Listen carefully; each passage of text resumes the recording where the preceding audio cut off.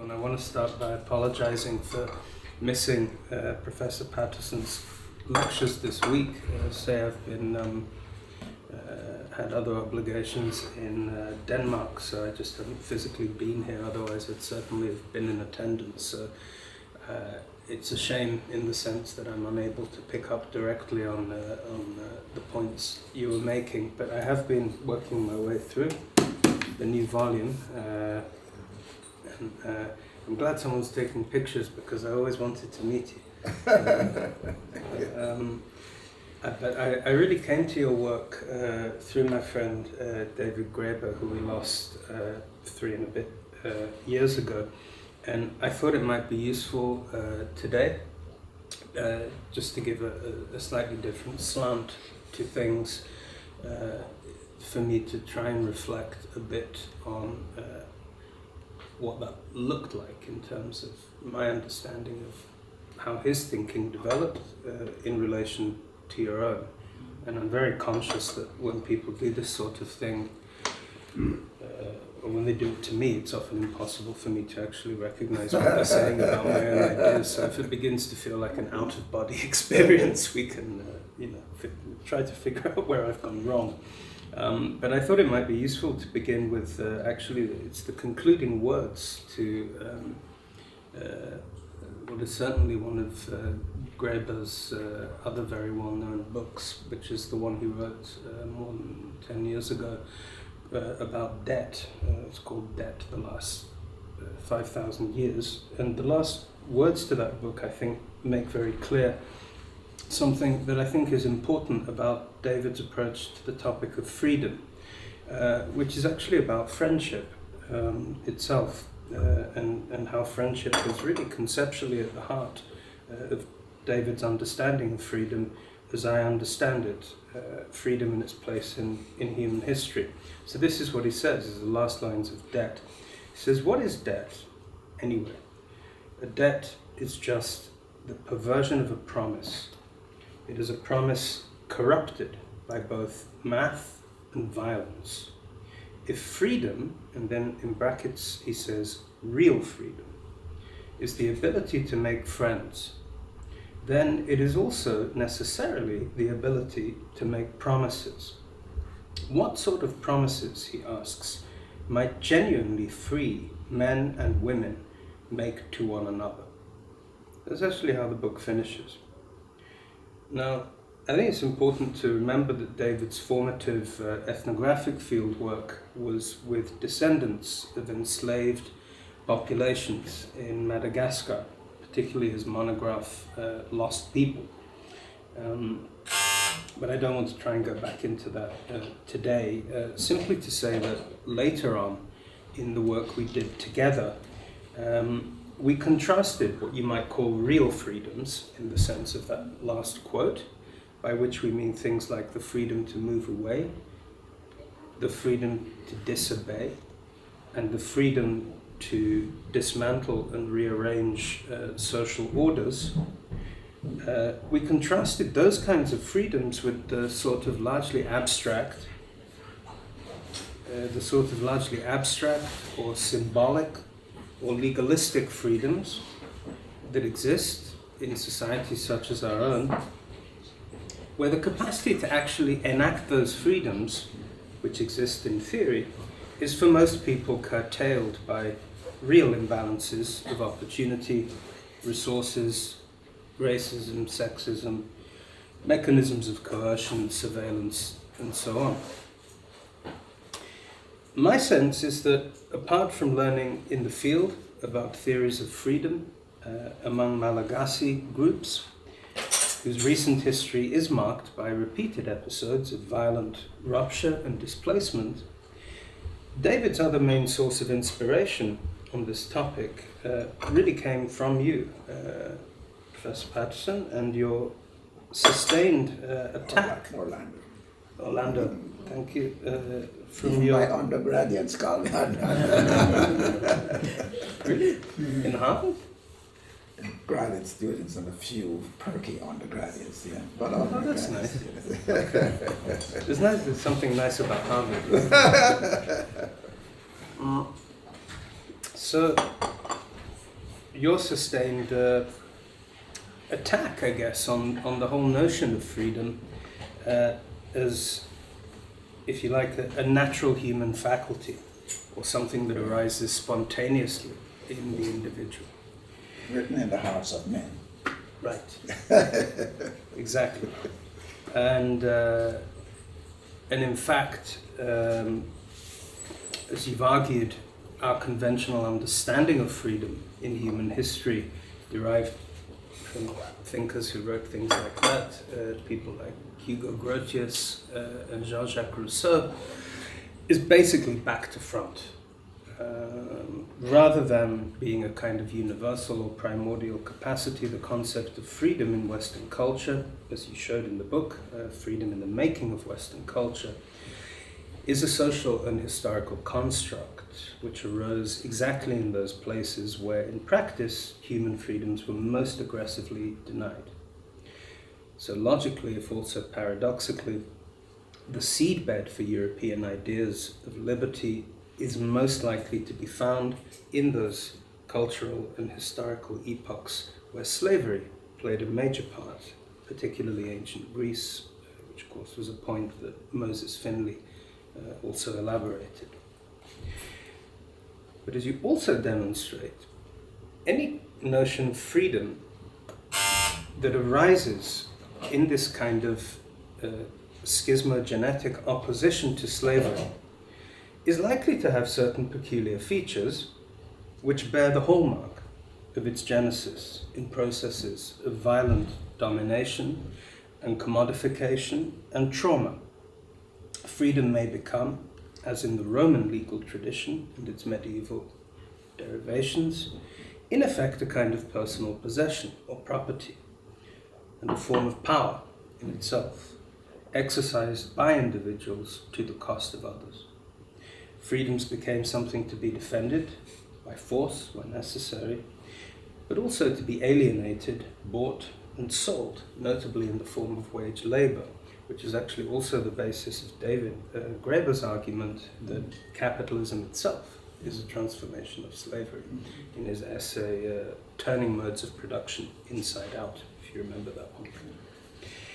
Following the work of anthropologists in West Africa, Orlando observed that, historically speaking, the opposite of slavery in African and most other contexts, non-Western contexts, was not personal autonomy, but rather belonging, in the sense of being bonded to a kin group or civic order. Slavery mostly has meant not the loss of freedom in that sense, but rather a kind of social death. And for you in the 1980s, I gather this constituted a kind of proof that freedom itself, as you said at the time, is a sort of weirdly Western concept. Now, I know this is something that was strongly contested at the time. One of the footnotes here mentions Martin Bernal's rather ungenerous review in the American Journal of Sociology, which is actually kind of a fascinating piece. So. I mean, I knew him slightly, and I think it's not surprising that he makes the case for the Phoenicians. He's sort of bound to do it. But as your co-author here, Scott, points out, in the process sort of rather misses the point. But then there are also later studies. There's a collected volume from 1998, edited by Kelly and Reed, called Asian Freedoms, which is quite interesting in going into various non-Western permutations of the concept. So I confess I am curious to what degree you now would still hold to that view of freedom as a weirdly Western concept.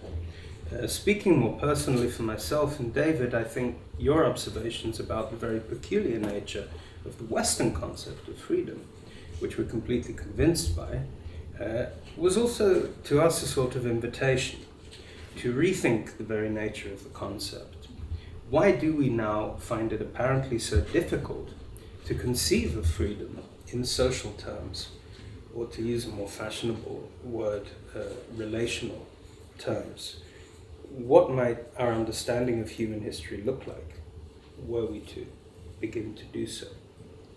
So with that in mind, we propose to investigate what we venture are three elementary forms of human freedom, precisely in their social, rather than purely individual dimensions.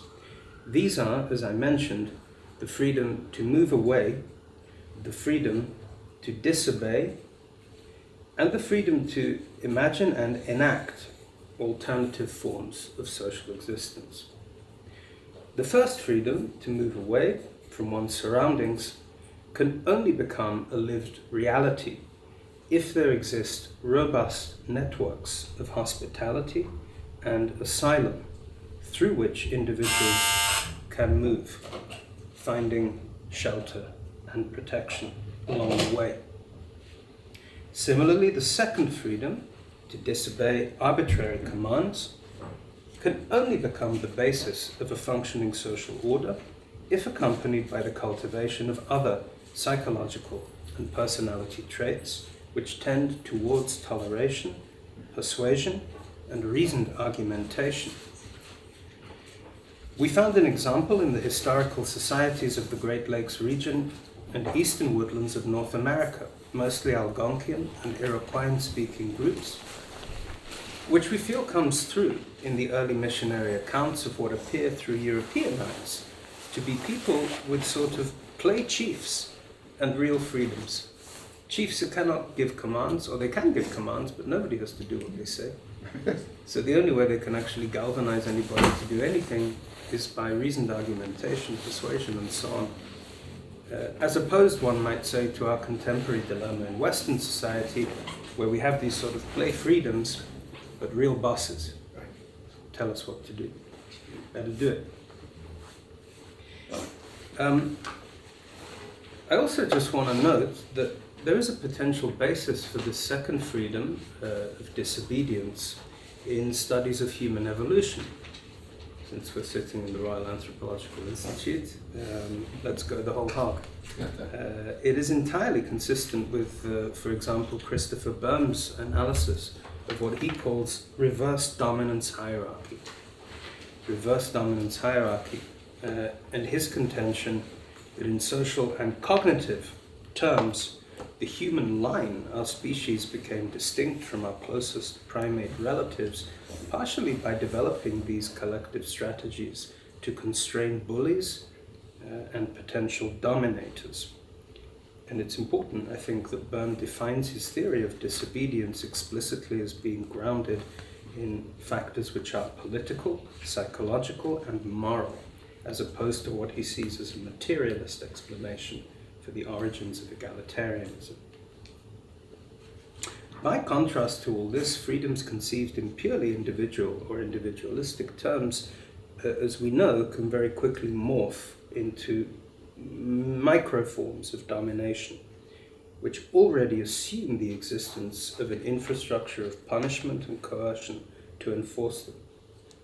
Nor are we talking here about freedom as an abstract concept. We're talking, David and I, about concrete social freedoms, which also enable the freedom of others, which is to say they presuppose the existence of a different kind of material infrastructure to that of the state, and a different sort of morality to the morality of capitalism, with its familiar atomizing effects.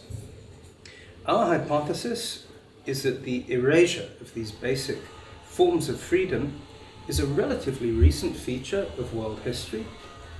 It can only be understood, we suggest, in the context of the last half a millennium or so of land enclosure, mass enslavement, plunder, and spiraling wars of destruction, accompanied by the growth of new regimes of private property, credit, and debt, along with systems of territorial sovereignty and surveillance that would have been beyond the wildest dreams of any Bronze Age king or Iron Age emperor. Now, while all of this may seem at odds with your notion of freedom as a weirdly Western concept, I would argue that in fact it is not. And actually your work remains one of the key inspirations for what we were trying to do in the book that Mike mentioned, The Dawn of Everything. And the consistency, I suggest, lies here, and here I'll finish. In the cases we're talking about, freedom is not what Louis Dumont might have called an unmarked term. Indeed, it was pointed out to me by my friend Robbie Richardson, who may show up later today, that in Eastern Algonquian languages, there is actually no term that carries anything like the same or similar connotations to the English word freedom. This, I suggest, is important and is exactly what one might expect in a society where principles of freedom, like the ones we're interested in, are baked into the fabric of social behavior as routinized forms of action. In fact, this might even be taken to confirm your point that in such cases, freedom is not articulated as an oppositional or an abstract concept. Instead, it may be encompassed or even completely absorbed by the language of hospitality, of friendship, but also of refusal and transformation, which again is just a hypothesis really for now. But I thought that might be a good place to start off. Excellent. That's wonderful. Yes. There's so much here. I could spend the whole day on We have most of the suggestion. I agree with much of what you said. But let me begin actually at the end with what's the profound philosophical problem? Because when I've raised the issue of the absence of the word freedom in many languages, well, all languages now, as I pointed out in one of the lectures, have a word for freedom, but that's the result of Western contact in which people were, in a sense, pressured into coming up with something. And as I pointed out in my lecture, if you look at the literal meaning that evolved when non-Westerners were pressured into coming up with a word for freedom, it often is something meaning licentiousness or it's something unpleasant. That's true of Japanese and to some extent Chinese languages, but it's true of several African languages. As I pointed out, I did an exercise, took advantage of the large number of foreign students at Harvard and got them to do some etymological work on their respective languages, see if there was a word for freedom. There is now, but what was the literal meaning? And in almost all cases, the literal meaning was something unfavorable. So when I mentioned this to philosophers, at least one, I remember once having an intense conversation in Italy of all places. I mean, a philosopher said, well, that doesn't mean anything. The fact that a word does not exist for an idea doesn't mean the idea does not exist. And that's something worth thinking about. It can be, one can imagine situations in which, yes,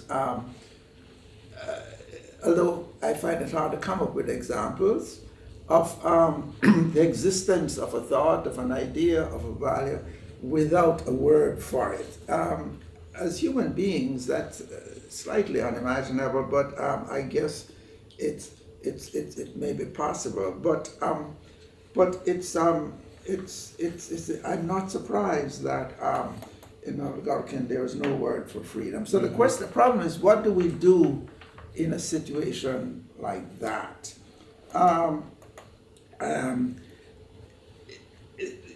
The problem with freedom is that it's been universalized by the very power of the West, which went around dominating most of the rest of the world. I mean, there are very few societies which would escape that influence. And so one story is that, given the fact that the imperialists, the dominators, project as their most cherished value freedom, although it must have been a contradiction for many people that the most cherished value of the dominators was the very thing they're denying the dominated.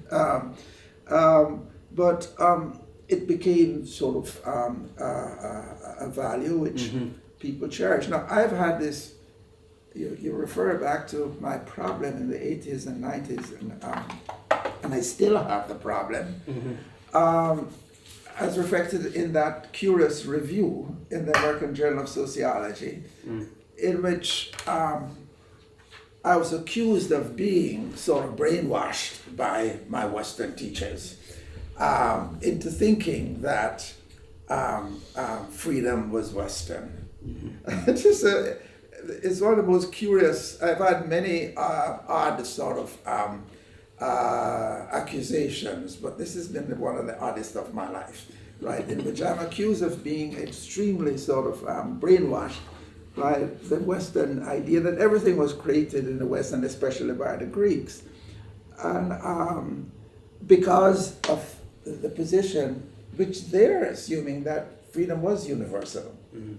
I mean, my critics are saying it's universal. Of course, we all had this, and in a way accepting the Lockean view that is written in the hearts of men, and therefore it's everywhere, and it must be everywhere. And when I say, look, that is a Western idea itself, I'm viewed with great skepticism.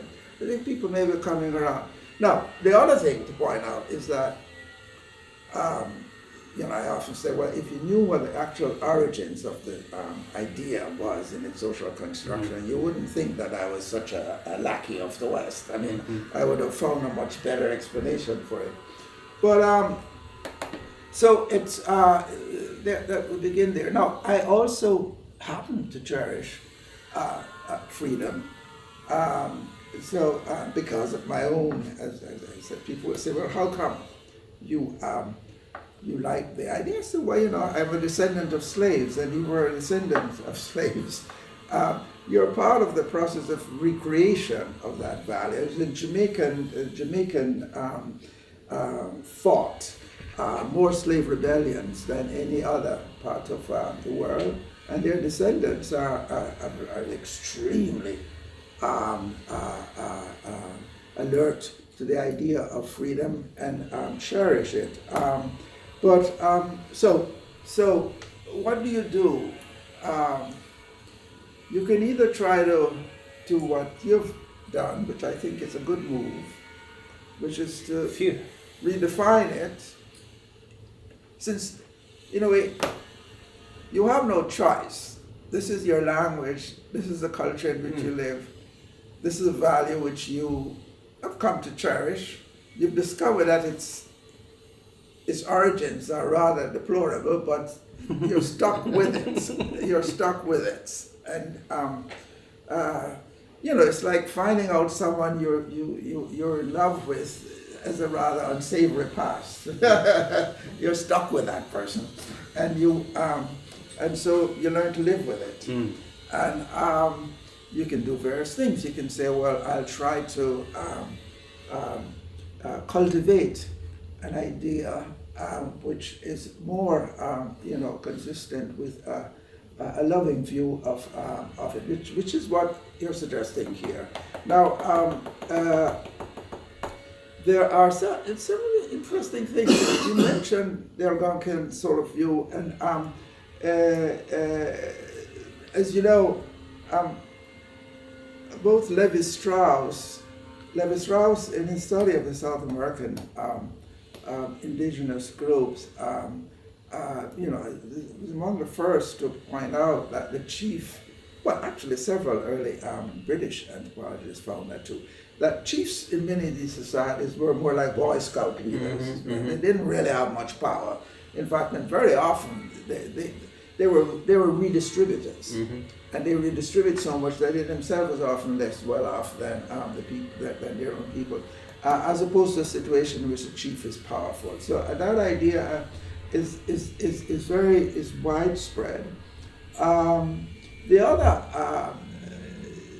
other thing I should note is the individualism of freedom, the idea of the centrality of the individual as a very Western idea is one that is not shared in many other cultures, including advanced Western cultures. One can go beyond the tribal and the indigenous, because there's a fascinating, oddly named theory among psychologists. It's called the fundamental attribution fallacy. I don't know who they came up with that name, but what they're getting at is attempts to study in broad terms whether there are basic differences between Western ideas and Chinese and other Eastern cultures. One of the things that, there's skepticism about making such broad generalizations, but repeated studies have confirmed this basic finding that the fundamental attribution fallacy is the idea that you attribute anything that happens to the individual, that they're the cause of it. Somehow there is a personal agent involved in causing what happens, and there's a strong tendencies to attribute what happened. And you see that. I mean, you turn on the news every day, you're always looking, if something terrible happens, the first thing you do is to try to find who is responsible for that. Now, what repeated studies have found is that this is a very Western idea, that studies in Chinese society and in other non-Western societies is the tendency to attribute the context. That the context was looking at what in the situation may have caused this outcome, rather than what in particular individuals' motivations may have caused it. Now, as I said, there's real skepticism in making broad generalizations, but I've discussed this at length with my psychology friends who were more social psychologists, but they said repeated studies have demonstrated this strong tendency to, as one of the fundamental differences in approach. And I've always found this curious because you can understand, given the highly individualistic nature of freedom, that in a way it has no, it sits uncomfortably in context in which you do not have the fundamental attribution fallacy, in which the tendency is not to attribute outcomes to individuals, but to context and define the situations. And so this is I pointed out in one of my lectures that after the fall of Berlin, there was this real sense of triumph among thinkers, lovers of freedom in the West, that freedom is triumph. The crazy, the work of the end of history and all that nonsense, and so on. And everyone thought that this was it, freedom and triumph. But it didn't happen. And as I pointed out, there's a famous conference in 1993 in which the Chinese, an odd group of bedfellows actually, the communist China, very capitalistic Singapore, Indonesia, and several other non-Western cultures got together in a conference which blasted the idea that the Western notion of freedom has triumphed, or rather took the view, maybe it has, but the meaning attributed to freedom is different. Freedom, the Chinese representative at that conference, it was in Bangkok, conference was in Bangkok, said, but freedom means the development of a people. Freedom means the absence of poverty. I found that quite fast, and that conference was marked, of course, but it brought together in a very powerful way the idea that what they were challenged with, the people in Bangkok was challenged. Should we just reject the idea of freedom outright, or should we redefine it in ways which you've just done? So I've gone back and forth on this, and so I find interesting what you're doing. The idea of coming up with, in a sense, what was attempted in Bangkok by the non-Westerners who got together in that conference. You're saying, okay, we have to live with the concept. We're, it's like grudgingly, we accept that it's now not universal, not because it's written in our hearts, but because, well, okay, the West has sort of made such a hullabaloo about it that we all sort of got to live with it. But this is how we define it. That's what I see you doing. And the idea of, as you mentioned, I like it, to move away, to disobey, to imagine alternate forms of existence. I'm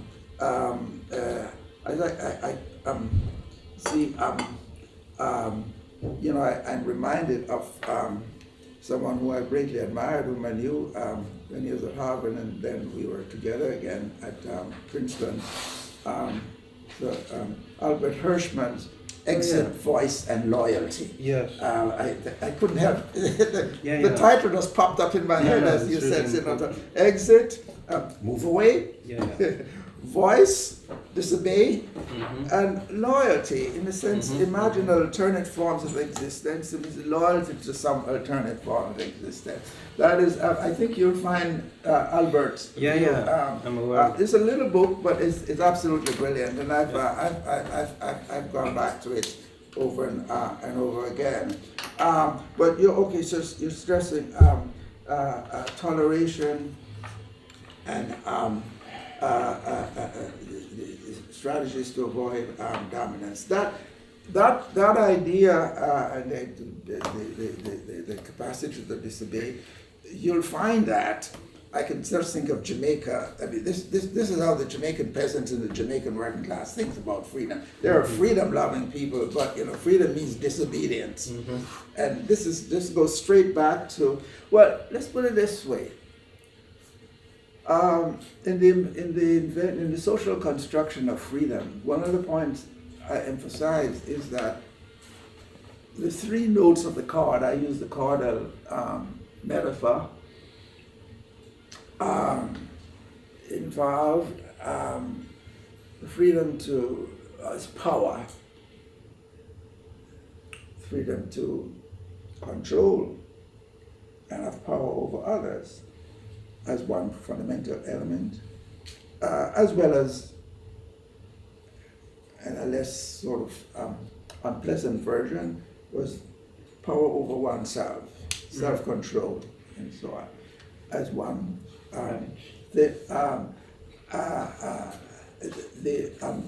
freedom to disobey, emancipation, and freedom in terms of equalization of power, which is the root of democracy. Now, I've suggested that there was constant contestation over the years between which of those would become the root note, so to speak, and that different classes have always emphasized one or the other. Obviously, ruling class groups, freedom as power, and that persists right through. That was the view that there is no freedom in the Middle Ages is just wrong, as I pointed out, but the dominant view was freedom as the power of the Lord. Indeed, in medieval Britain, the people constantly spoke about liberties and privileges and so on. And one of the dominant, the central idea in medieval England was this incredible idea of the liberty of gallows. It's in the law books. The liberty of gallows, the liberty of the gallows, which is the freedom to hang any man in my domain who disobeys. But it was a liberty. I've always been fascinated with that idea, but it was the dominant, it was the ruling class view of the liberty as power. And one is free to chastise, to exploit, and to hang anyone in my domain who disobeyed. But there was among them, it was not true, as historians of the Middle Ages so mistakenly thought, that people did not recognize also the slaves' view of freedom, the freedom to disobey, the freedom to be in the emancipatory view, because that's fundamental to Christianity, idea of freedom as redemption. And in fact, this is what Christ gave you. He gave his life so that you can be free. Now, this is expressed symbolically and spiritually as an internal thing. But another point I've emphasized in my history of freedom is that the idea that inner freedom has little to do with outer freedom is just nonsense. In that, and it's a way, and it goes back to the tradition in which the ruling classes throughout Europe always saw Christianity as a potentially dangerous religion, precisely because the slaves' view of freedom was buried in it quite clearly. And if you read Paul, I mean, Paul's letter to the Galatians was a celebration of what we call negative freedom. And so, as I pointed out in my lecture, this simple device was used throughout the Middle Ages and for most of Western history by simply preaching in a language which nobody understood, which was Latin. But that throughout the Middle Ages, people found out through the work of renegade priests and so on. And contrary to the common view of the Middle Ages, is a long period of dominance in which you have submissive serfs. That was just not the case. The Middle Ages is full of serf rebellions. And those rebellions always came about when the serf discovered what the Christian doctrine was really saying. This is also true of slaves in Jamaica, by the way. I came to much of my ideas from studying Jamaica in that book, The Sociology of Slavery. The last great slave revolt in Jamaica, which had a powerful effect on the British Parliament decision to abolish slavery, was they were arguing in the British Parliament back and forth for years. I mean, are we going to abolish? Are we going to spend all that money paying the planters and so on? And in 1832, around Christmas, there was a massive slave revolt. And when news got to Britain about this, that turned the tide in Parliament. Now, who led this revolt? It was led by a Baptist deacon, a slave who had been converted, became a Baptist deacon. He was able to read, and he said, "Oh my God, this is what the gospel says." And that was his revolutionary doctrine, which led to a massive island-wide revolt. Now, what I'm saying, there are cases of this right through European history. The peasant revolt, in Germany, in 1512, was it,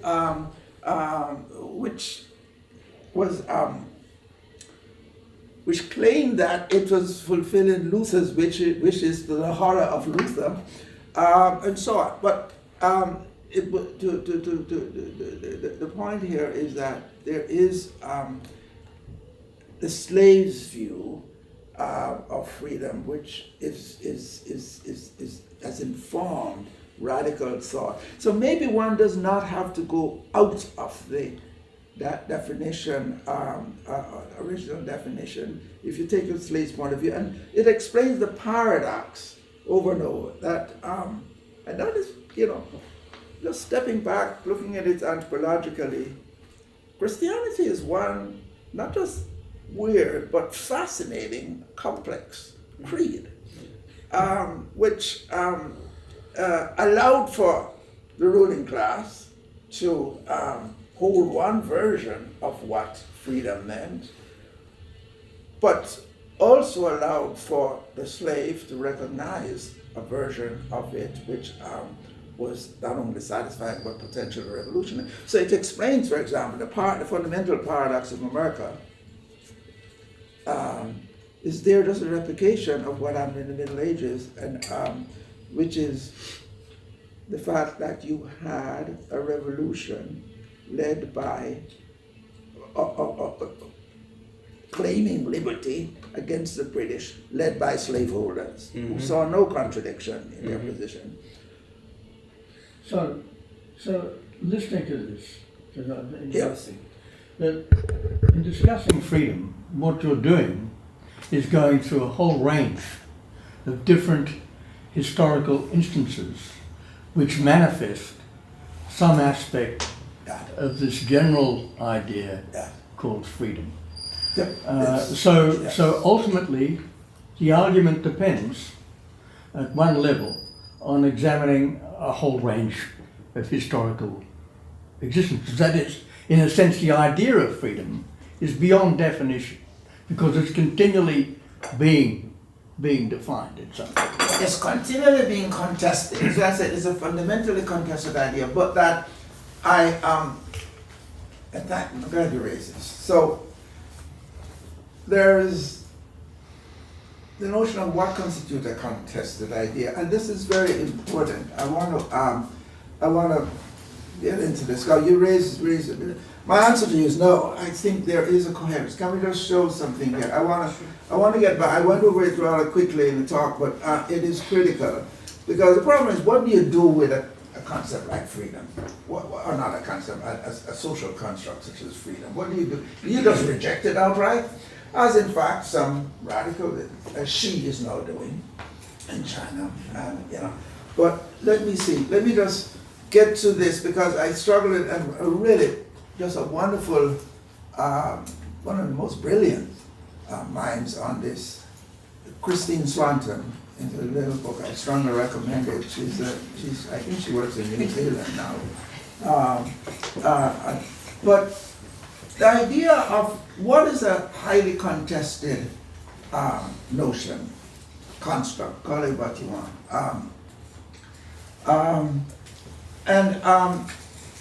A contested idea may mean four things.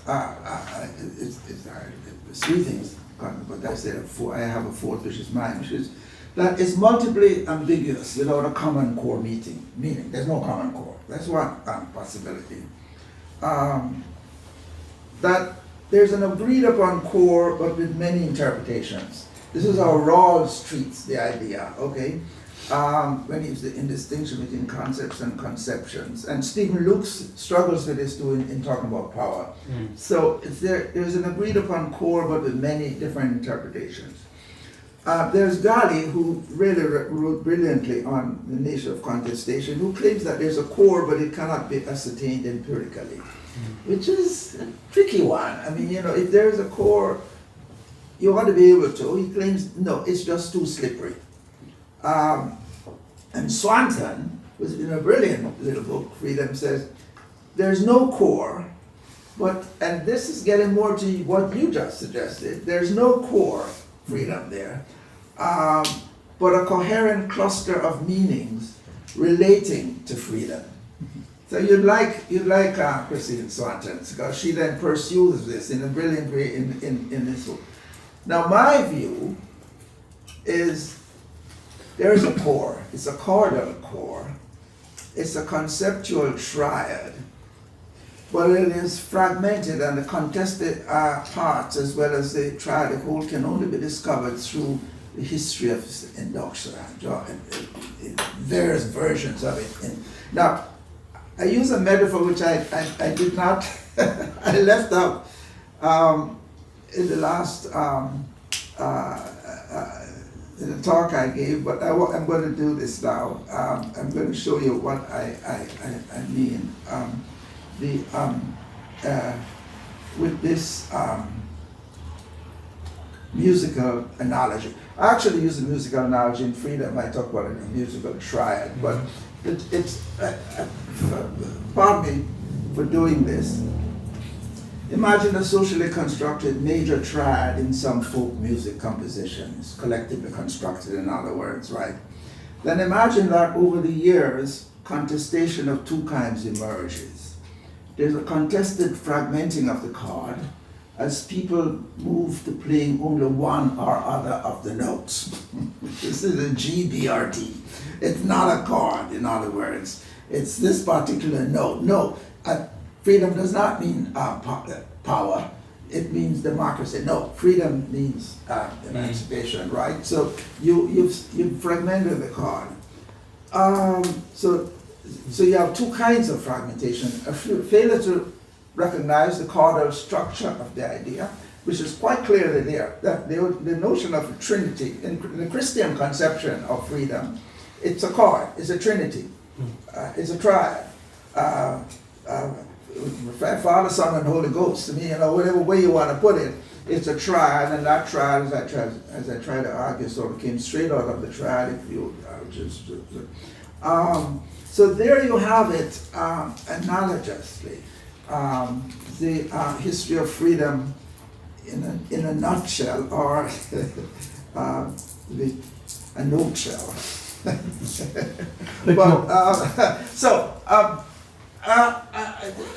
And what I've tried to do then, and my approach, as I said,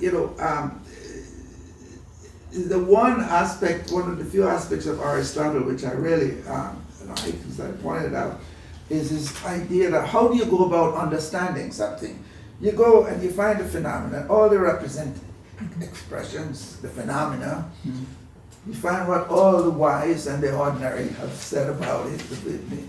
The one thing he left out is the social context in which it is construction of the sociology. And what I'd say is you find all the different social constructions and contestation.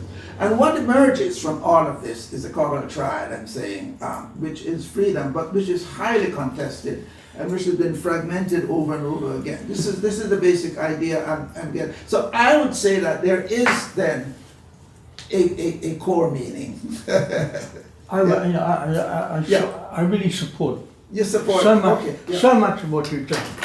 What I wanted to emphasise, yes, is your other major point, which also David yeah. is pointing to, is that freedom is a value.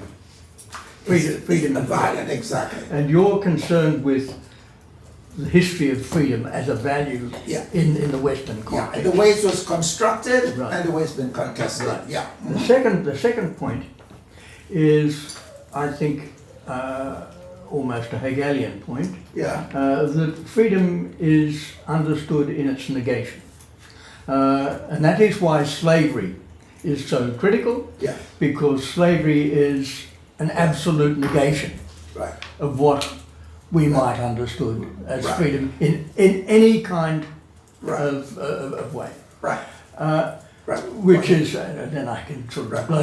blow a trumpet slightly, because right. it also relates to David, which is that it's very close to Louis Dumont. Yes. Where he argues that essentially that all social systems begin to be hierarchical from the very beginning, and that they are hierarchical because of the fact that they're based on value, all social systems, and that value is, and we look at the dominant value, and that is the one which encompasses its contrary. Mm-hmm. So in a sense, freedom is very interesting because it encompasses that which is its negation and is a fundamental aspect of the formation of value, which is the beginning of hierarchy. As soon as human beings have values, that begins to have the problem, the actual contradictions. Yes. So this is where I have a slight disagreement yes. with both Davids actually.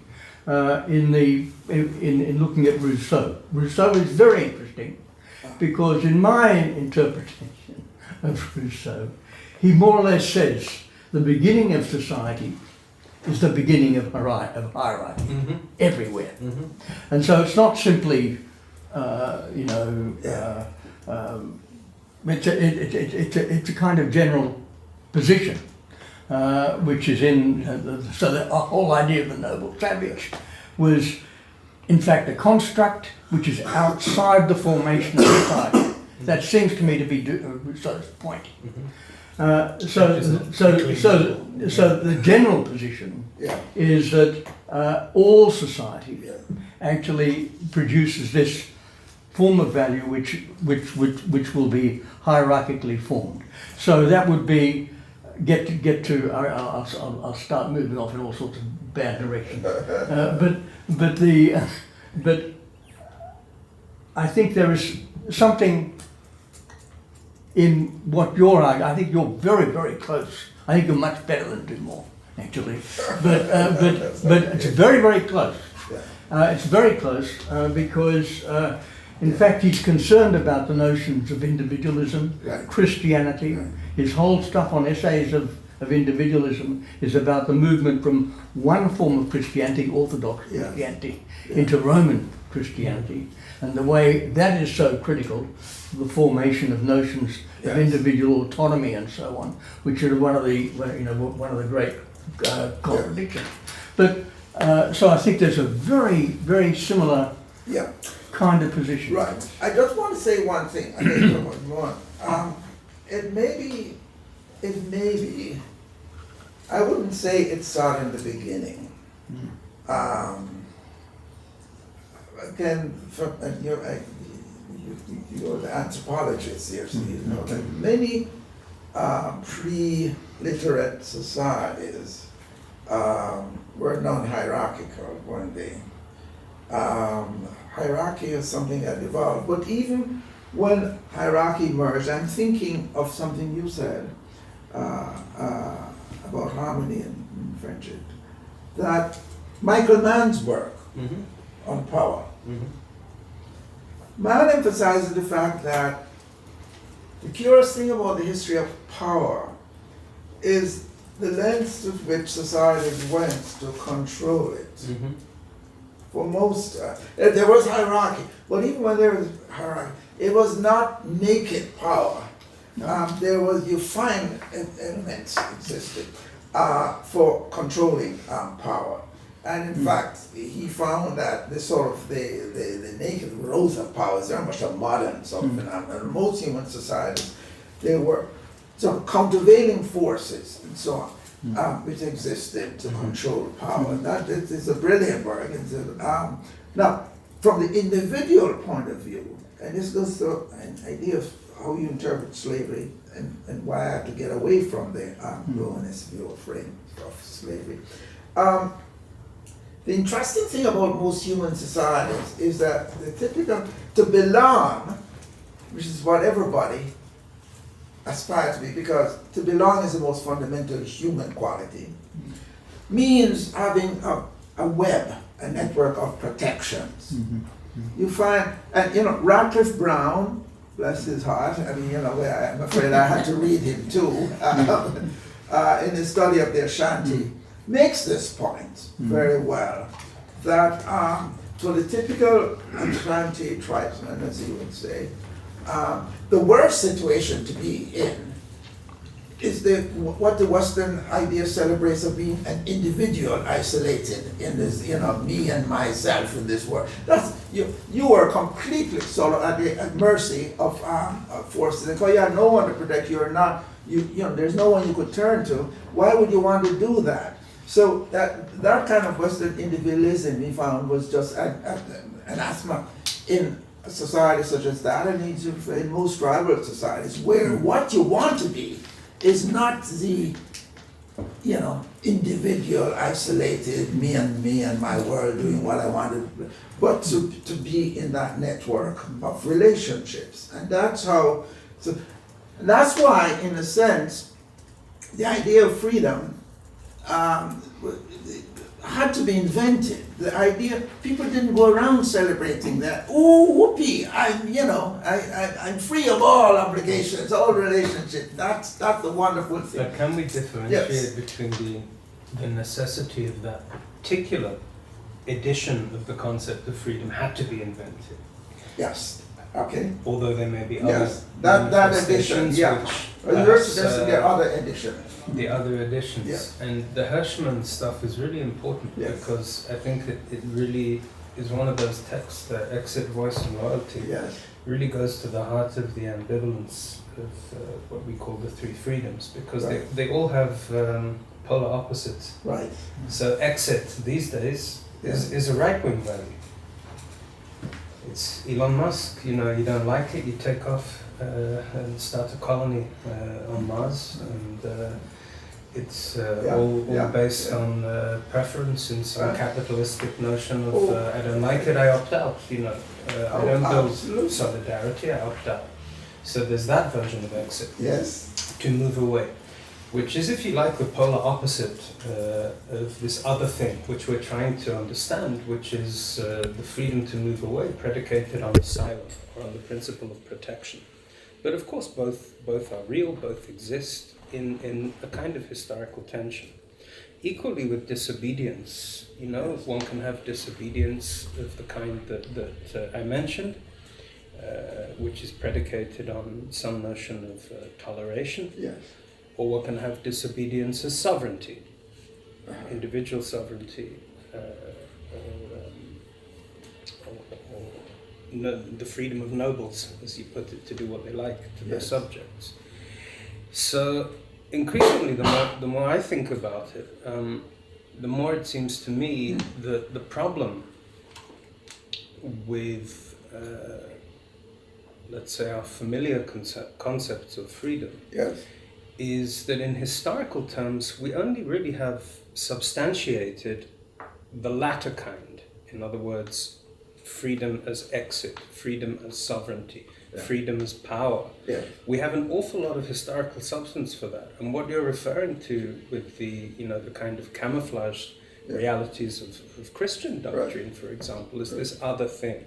And I was also reminded of Cedric Robinson and the points he makes about the West is not always the dominator. The West as a supplier of slaves, and so it goes back to the point David was making, which is an etymological point about the word freedom and its common Germanic roots with friendship. From a period when actually the West or Europe or Northern Europe is very much a periphery in these things, and very much dominated from the outside.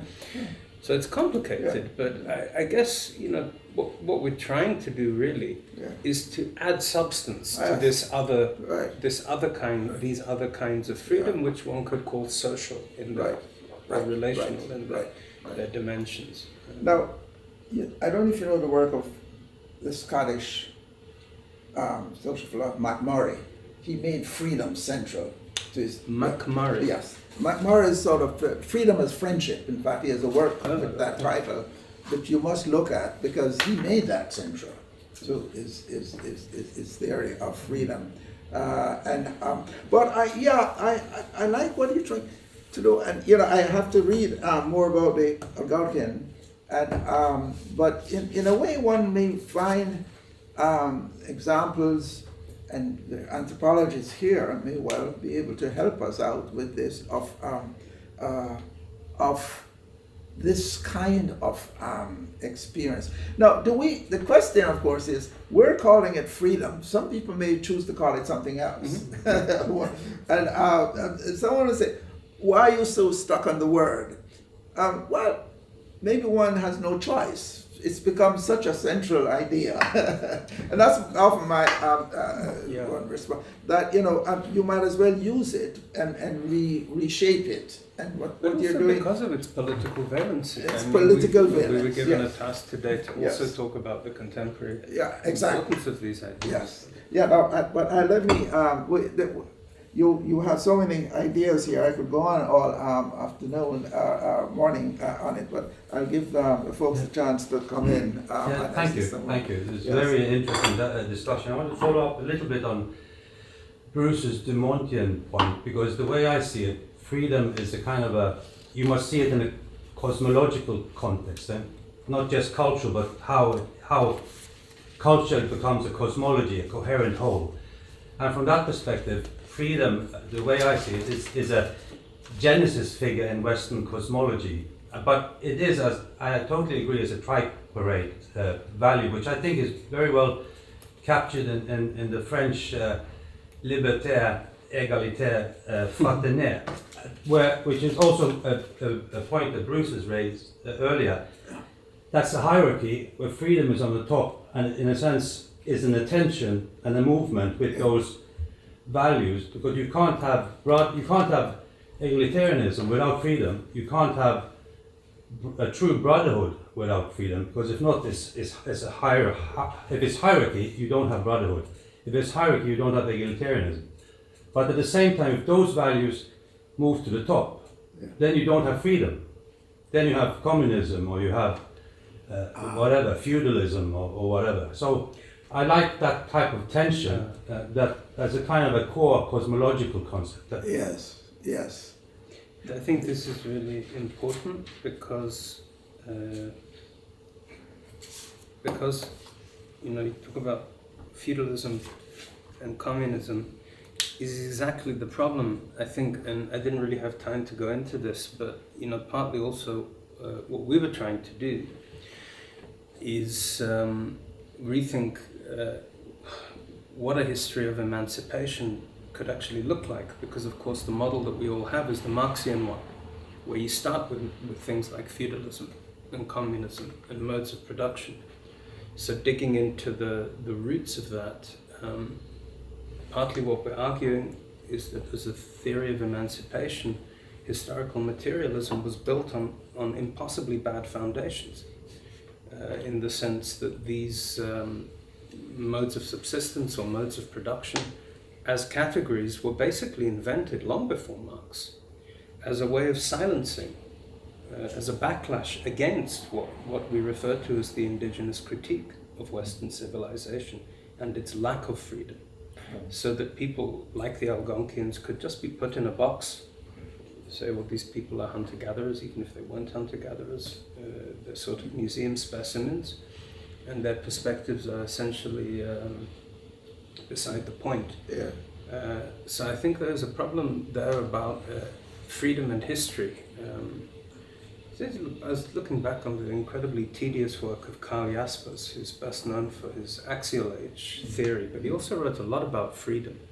But he never leaves this conceptual box of freedom as power, starting with power over your own, over yourself, self-control. Right.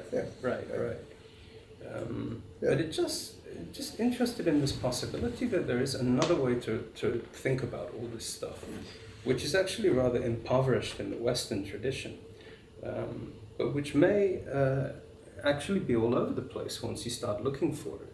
Isn't that it's this core concept issue around the fact that we never escape from power?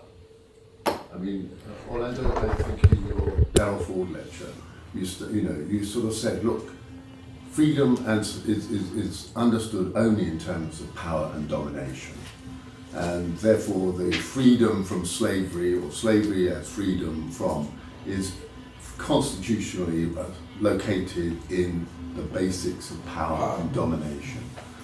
And we have to keep with that, because as soon as freedom becomes tolerance, kindness, anything else, which is perfectly good to think with, beyond power. How does one actually go beyond power? Which is, I think, the great desire we always have. But actually, the notion of freedom is lodged in never being able to go beyond power. We have never been able to escape from that. That's our utopian desire. Yeah. And no wonder we shouldn't have that utopian desire, and that's what mobilizes and motivates us in how to live well, how to live a good life. Exactly. Right. You've got it. But we don't. We haven't, precisely because we can't somehow escape from it. If we could, we'd have done it. But and it's very important to keep to that idea that our whole logic, our whole concept is about power. When you say we, you mean Westerners? You mean, or all of us? Yes, I mean, I would hope that, yes, I mean, that's the anthropological utopia. Right. We study anthropology ever since 18 goodness knows when, because there has always been this utopian ideal. They're out there in the past, or out there, there is beyond power. they've always lived beyond power.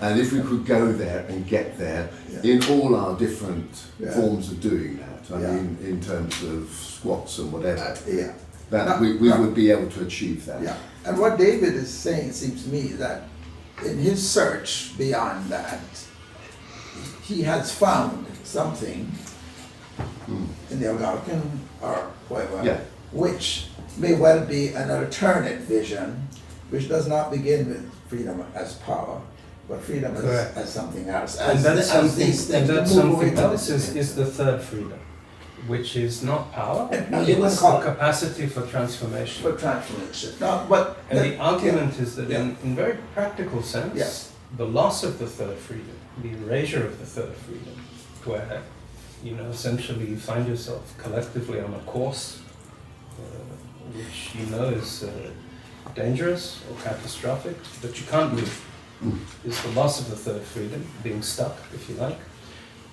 How that is related historically and logically to the loss of the second and the first freedoms. What happens when people lose the freedom to move away?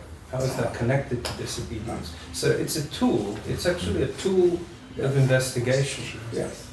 Can I just we'll take a couple of questions. Yes. There's one behind that. I'm sorry, Jay. Please go ahead. Yeah, I guess it kind of is part of the same conversation, but maybe a little bit more skeptical about the kind of the power of conceptual history. And I think for me, like what your book really did is dispel a little bit or kind of clarify the limits of a philosophical commitment to doing history of ideas or conceptual history in this kind of purified way where, so for example, I've worked for a long time on the concept of emancipation and have kind of, engaged with Reinhard Koselleck and this kind of tradition that is doing conceptual history in the modern era.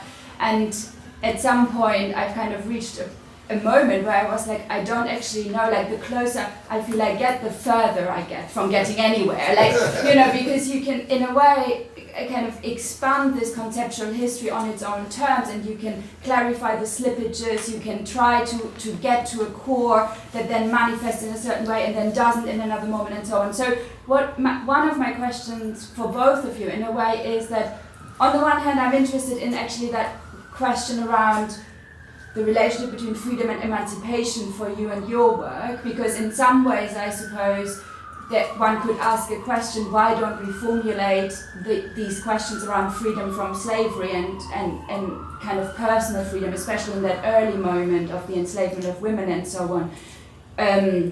I guess in some discourses that would be discussed as emancipation in the kind of language, but you frame it very specifically in this terminology of personal freedom, which I think to me is interesting because it frames that relationship of freedom and slavery outside of maybe a dominant paradigm of emancipation that we've thought with very much in the 19th century and in the 20th century.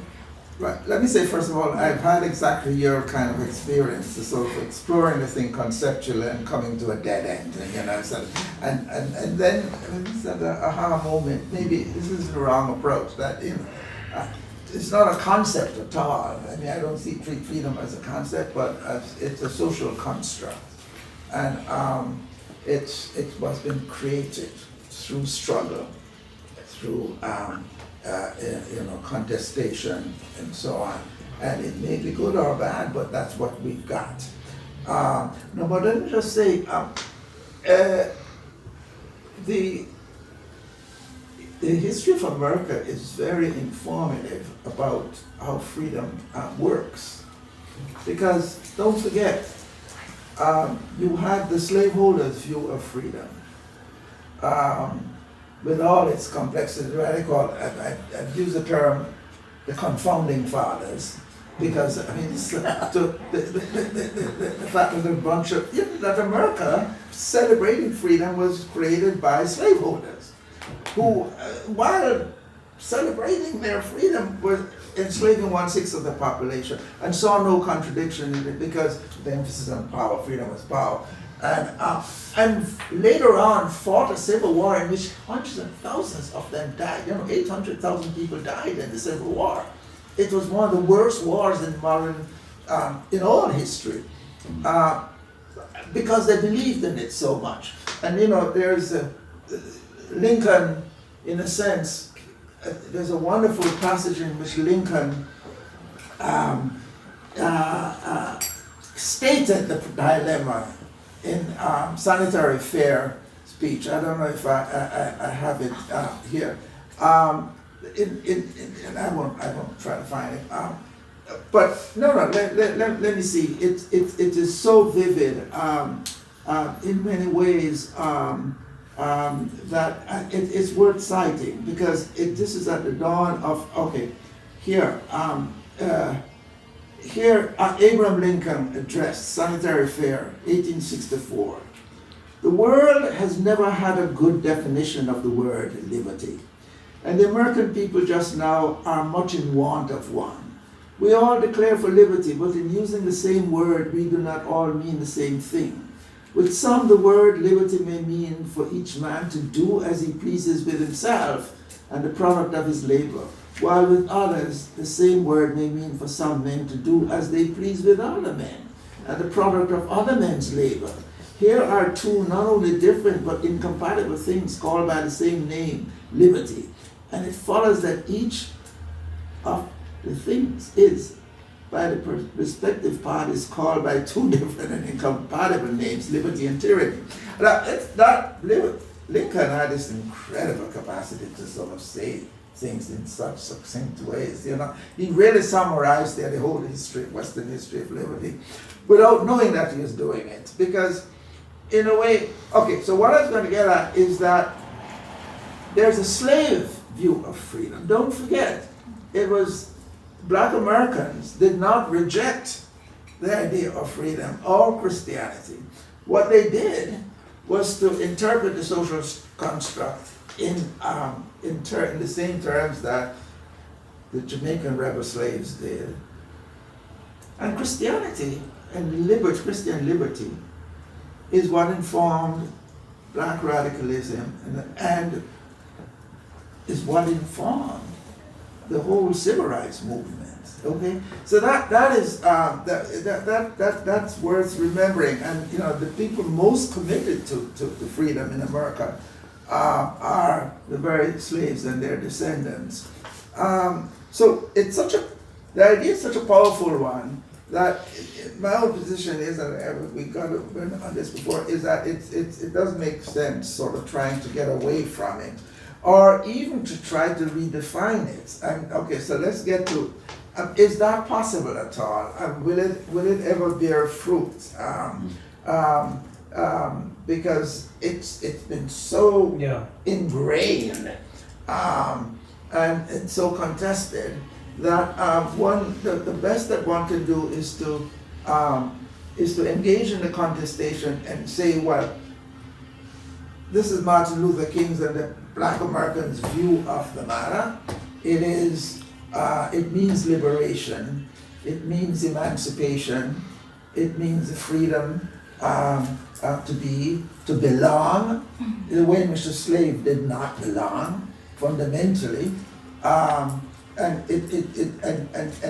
as opposed to simply finding some other conception. Now, I like your construction and the way in which it is, have been defined, whether by the Algonquin or others. But even as you yourself pointed out, even this very attractive tripartite sort of itself poses issues. And as you said, the freedom to disobey and the freedom to move away. Now, I have a wonderful example of how it is very conservative.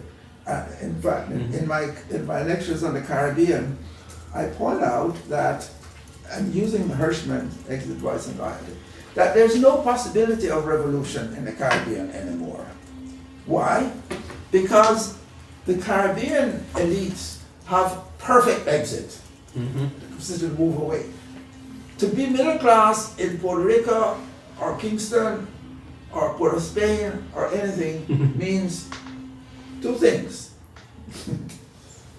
you have a bank account in America where you've deposited most of your money, and you have a second home somewhere in Miami or Florida.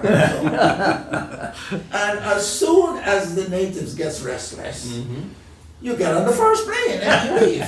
And now I'm old enough to be, and I'm the only man among you here who actually tried to start something close to a revolution as special advisor to Michael Manley in the 1970s, in which we came the closest to a radical movement, in which we tried to introduce democratic socialism to Jamaica after Manley won and so on. Okay, and we had 8 years to do it, and we were devastated by the CIA and by the local. I have a lot of stories about this, but what I wanted to say is this: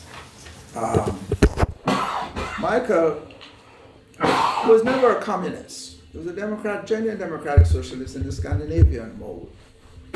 And in fact, I was explaining, I tell you that the Norwegian Prime Minister actually, when we were in serious financial difficulties, came to Jamaica and offered Norwegian help. And we were so thankful. We had the school children singing folk songs, Norwegian folk songs in Norwegian. Anyway, what I was going to say is, Manley nonetheless felt as an independent nation, why is it that America could go and establish relations through Kissinger with China, but we were forbidden by the Americans to establish relations with Cuba, 90 miles away. So Manley said, nonsense, I'm an independent nation. He went to Cuba and Castro, they were both charismatic figures, so they both enjoyed each other, and he had a wonderful time. He came back to the airport, landed. The Jamaican upper class got hysterical over this visit. And Manley said, look, this is a free country. There are 5 flights out of Jamaica each day to Miami. If you don't like what we're doing, you can take these flights. And they did. Well, within 3 months, we were down to 2 dentists in the country, in the entire nation. We were down to 6 doctors. I don't know. The elite fled. Yeah, and it was the worst thing he ever did. I mean, I knew when I heard the speech that this was not a good idea, because it was already claimed to me that exit was, and that's true all over Latin America. The revolution has become it's a very conservative force. But it raises the question. Yeah. How do we get beyond what does this say? It's basically a theological Yes. approach to Yes. freedom, of trying to figure out whether it's good or bad. Right. Maybe this is just the wrong way to begin. Yes. And Yes. what we actually can do is something slightly more modest, which is just accept the sort of inherent ambivalence of such a concept, but also try to give substance to the other side.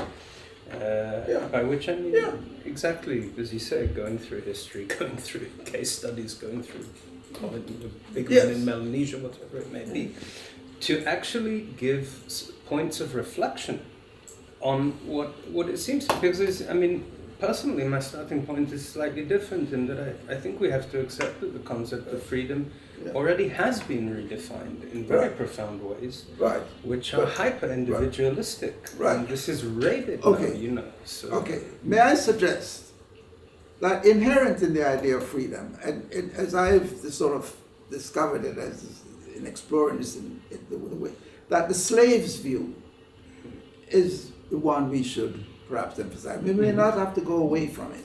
So what is the slave's view? That is first and foremost emancipation, as you would say, the capacity to not just disobey, but not to be dominated. And Petit, by the way, this philosopher, has picked up on this idea, which he claims is the central notion of freedom, not the capacity to say no. Okay, that's there in the idea. That's from the slave's point of view. Secondly, yes, it is power too, but not the power to dominate others, but the power one has over oneself, the power of self-realization, the empowerment, which, don't forget, is a term which is so strongly used in feminism and so on. Empowerment, that is the, control over oneself, not just in the elite sort of platonic sense, but empowerment in the sense that one controls, oneself, one controls one's destiny, one controls the kind of person you will become, or as a martyr would say, you have the capacity to define what you want to be and to become that. That is a martyr's notion of freedom, right? But it's inherent already in the benign version of freedom as power. Freedom as capacity. A martyr calls it capability. Okay? It's all there. It's all there already. The slaves view, not to dominate others, but capability and empowerment. So there. And finally, don't forget, and it was there from the beginning, people power. Democracy means people power. Okay? Demos, people, and kratos, the Greek of power. People power. Democracy. And so from the slave's point of view, yes, sharing the public power, which is what democracy is. So I think, I may put it to you that there is, as the descendants of slaves, I say, yeah, it may not be necessary for me to find either another concept entirely which I become involved with, whether it's nirvana or what have you, that maybe from the slave's perspective, there is a version of each of the three notes of the chord, which I can find satisfying and able to live with. The capacity to, but in fact, foundationally, I think for the slaves, even more important, beyond emancipation, not being dominated, the fundamental idea of democracy is not even so much power sharing, which is there, but belonging. That is a fundamental idea, belonging. That is what social death is, the denial of the fact that you belong to this, that I am part of this group here, this assembly, this group. And to deny someone that is the worst possible thing you can do to people. Because, and as I pointed out in my lecture, I've come to recognize that psychologists have quite independently come to the conclusion that among the 5 basic drives of being human, of what makes you human, the fundamental one is to belong. That is what we crave as human beings more than anything. To deny the fact that you belong is to deny a person's humanity in the most profound way possible. So, belonging, capability, being able to determine, to define my goals and to achieve them, and not the capacity to resist, but your disobedience, to disobey. So in a way, I'm just wondering how, in fact, your 3 notions may well be, I could even sort of reconfigure them in terms of the slave's view of liberty. So, to move away, to disobey and to imagine alternate form. To disobey clearly is very similar to the capacity to say no. And my earliest philosophical influence, as several people have pointed out, is Albert Camus. Camus the rebel. Poor Camus got a bad press, and he was not. I mean, I think it's sad that he is so neglected. We'll take a couple of more questions. Yes. Absolutely. Sorry about that. I didn't see your hand. Yes. Thank you so much. From the first day onwards, I mean, I missed the SOAS lecture, but I was there. Sorry. For the Yeah. lectures. And I just want to begin with where you ended the lecture, the first day lecture. Yes. At UCL, on the denying one's entry to temple, for example, as central to one's understanding of social death, freedom, etc. Yes. I think, and that is connected to where you are mentioning about belonging. Yes. But I think that is a little different from what David mentioned about freedom to move away, freedom to disobey, etc. Yes. Especially when I think from India. Yes. Because we have to recognize, I mean, in your talk it's very clear that you have a particular genealogy on the understanding of freedom, which is very Western. Yeah. Now, the kind of conceptualization that David bringing, Yes. is it Western or is it universal? Yes. Because in the case of India, Yes. which Amartya Sen didn't actually go into the case of caste Right. or Ambedkar, Yes. because Ambedkar differentiate political liberty and social liberty. There are different kinds, right? I mean, Yeah. that's why he wrote a famous Who is that now? Ambedkar, B.R. Ambedkar. Ambedkar. Yeah. Yeah. Amartya Sen talks about capability without referring to caste or untouchability or the whole I know. questions of autonomy, etc. So it's very much for me very modernistic, very Western, and it doesn't That's help very me interesting. understand. That's very interesting. So if you actually take Ambedkar seriously, where he actually argues in a way that freedom is mutual social acceptance, that is very central to Ambedkar. So it's might not be going, I don't know, beyond freedom as friendship, and very maybe close to Salim's idea of mutuality of being.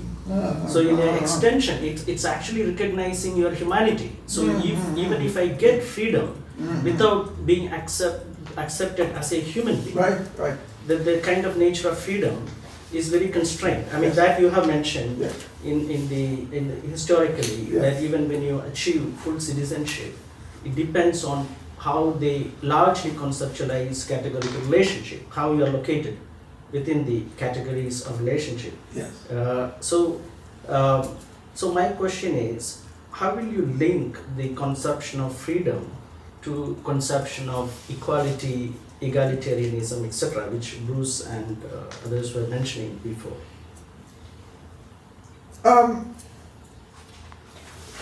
I thank you very much for those comments, and especially on Amartya, who by the way is my neighbor and whom I love very much. A literal neighbor is next door.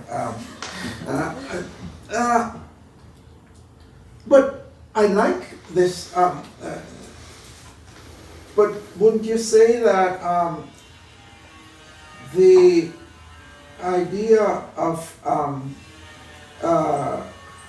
the emphasis on belonging is inherent in what I'm calling the slave's view of freedom, because that's the thing they're most denied.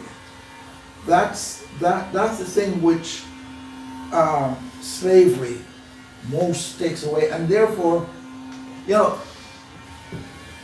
what slavery did was to create a kind of knowing and brings to the level of consciousness something which may have been inherent in human condition, but which only becomes self-consciously so in its denial. There was no need to sort of celebrate it. Well, maybe it was. I mean, because in a sense what David is saying is that it was consciously celebrated, actually, but that in a sense what the slave wants more than anything else.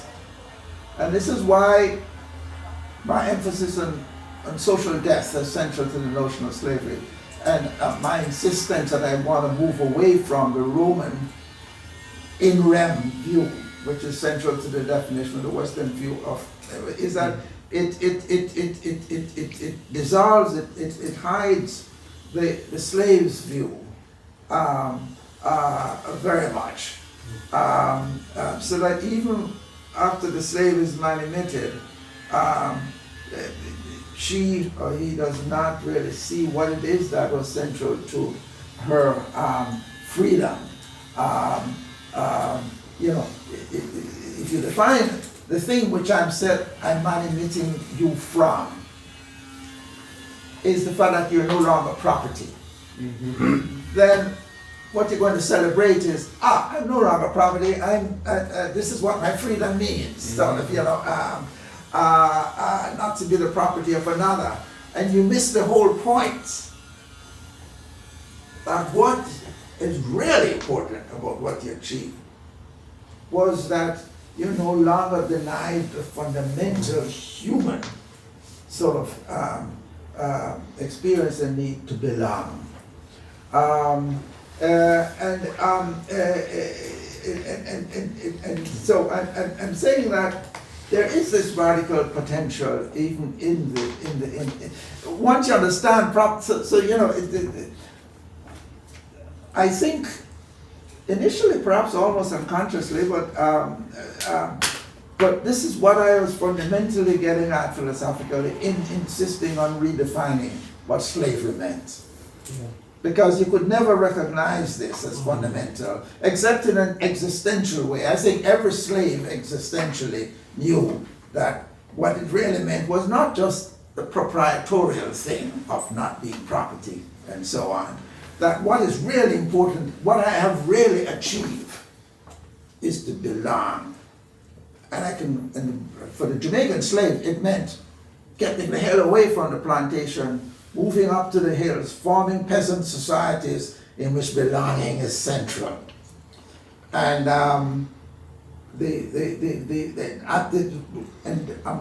that becomes central. You find in their folk songs, and it comes right down to the music of Bob Marley. I think this is exactly what David found in Madagascar and recognized and that's in fascinating. Descendants of Slaves, exactly yes. where he ends up putting the focus exactly there, that what freedom means is the ability to make commitments.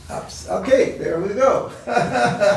I'm sorry I didn't. I think he took it. Me too. I think he took it. He had you in his head when he was there. Thank you. It makes me sorry now I never met him. But, thank you. Can I just throw in a point Please. about belonging? Because I just have a feeling that there is something that we have discussed, and it's a difference between freedom in different societies, and especially between two kinds of situations, where one situation is, the pre-colonial world that we've talked about, prehistorical world. And then we have the situation that you have been talking about, the colonial situation in the Americas, where you come into you have to think about the point about the settler state, in a sense. Yeah. And the settler state, in terms of belonging, that's my question. Yeah. If that isn't a different story in a way, since if you think about what the settler colonialists did, was to kind of move into the territory with the ambition to completely transform the nature of the place. Right. And so that you have that point with Wolf about the elimination of the native. Right. That was one aspect of it. Right.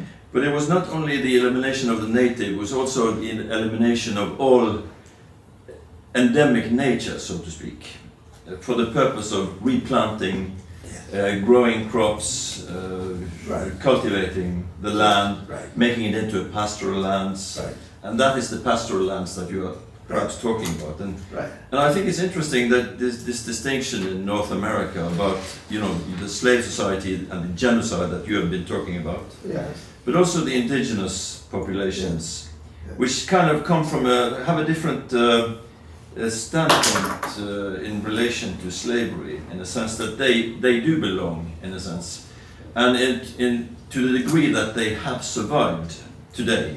They've survived up until today, despite the elimination. Okay.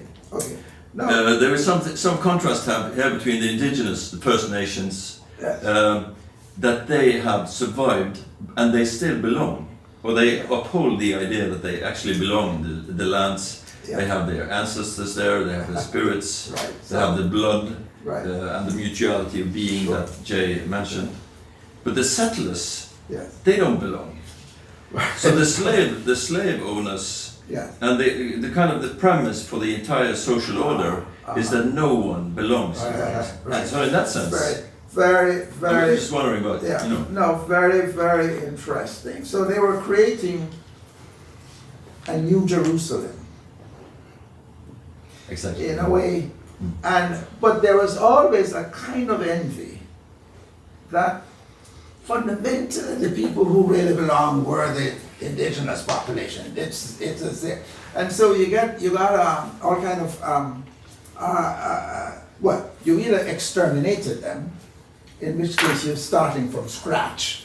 So you're creating a new Jerusalem, a new foundation, and so you belong again. You're starting the story all over again by eliminating them. Okay, that is one view. Another view was a kind of sentimentality about them, which you get sometimes in Jefferson and so on. But in the end, the dominant view was to get rid of them. And indeed, this is coming out now in all the talk about genocide, which is of the native indigenous population, the forced assimilation of their children in these schools, just horrible. It turns out this is real genocide. I mean, because many of them died, premature deaths. They're finding the graves now all over these schools. So the act of assimilating them is the act of killing them. You're killing the culture and you're killing them. So, but you eliminate them. And that is the root of genocide. And so, in a way, how I got into it myself. I've gotten into it heavily. And create a new Jerusalem. And but you're right, they didn't all go away. And so, the third volume of the Cambridge World History of Genocide, one of the editors is a Native American scholar, Ned Blackhawk. And over 6 chapters of the volume is on Native American, indigenous Americans, on the whole issue of genocide. And it's getting into that, the point you're making here, about why they did it. Why was it so important to exterminate? And some of the stories of what happened, the slaughter, the deliberate nature of it, it comes out clearly that this was more than just getting rid of an inconvenient group of people who were occupying land which you needed. It was more than that. It was so self-consciously violent. I mean, the only parallel is a Nazi attitude towards the Jewish population and the Roma and so on. It was deliberate, and that's coming out now in the research being done. This was not just an accident of history. This is not about clearing the land. This is a deliberate slaughter. And some of the descriptions are just incredible. But if you look at North American indigenous philosophers like Vine Deloria would say that you can't really separate the two things you mentioned at the start of your question, the so-called prehistory, or whatever story you choose to tell about the first settlers of the land. You can't separate this discourse from all these other things we've been talking about. For him, it's why he always stressed the higher antiquity of Native American presence in the land. And you see similar things, I think, in Australian contestations over land title, where my field, archaeology, has become directly embroiled in these things of actually demonstrating antiquity along the lines of well, we know all this stuff. It's fundamental to indigeneity. But I have to read this. I love Deloria's work. It's my colleague, so I mean, That's his son, maybe. Phil. You're talking about. You're talking about his father. You're talking about his father. You're talking about his dad. I'm talking about his dad. You're talking about Phil. It should be the other way around. But I think he agrees with his father. It does. But again, I have a problem, which is in all this discussion, one of the great problems is in a sense presentism. That is, the concepts that we're dealing with, we give a kind of fundamental role to, but many of these concepts are born recently. They're part of modernity, in fact. In fact, belonging is one. I was wondering whether belonging is something connected with ethnic identity, with nationalism, with all sorts of things which we are involved in now. So but we're giving it a a bigger fan of meaning, which has got different senses at different points, so that the killing that went on against Native Americans is much more than about belonging. There's something, as you were saying earlier, it's something deeply existential that is producing some of this violence and total wipeout. These are different. They're different forces created historically at different points in time, and certain types of concepts may actually not catch that depth that we need to have all the time. Something like mutuality of being, for example, is a problem, but it's going with a depth. It's the same sort of, I would suggest, interest that you have in someone like Sartre, for example, who is going for existential depth. There's something about the term belonging, which I feel misses some of that intensity, which you also get with your novels, for example. The novels are full of intensity. Well, yeah, I mean, I turn to fiction when I reach the limits of social science and conceptualizing, and I can't say what I want to say. And there are certain things you cannot say, but you can explore it existentially through your characters. But wouldn't you say, and as anthropologists, you are best. What about how a person in a tribe or a group or whatever you want to call it now feels about being a member of his kinship group? Isn't that belonging in the most fundamental sense? That I am a Kikuyu or I am a Tui or Fanti or whatever, or a Ga or an Igbo. And so, isn't that what we mean? Is that the most fundamental idea being is how people felt about being a member of a kinship group, huh? Or am I wrong on this? They may not. Did they have a word for it?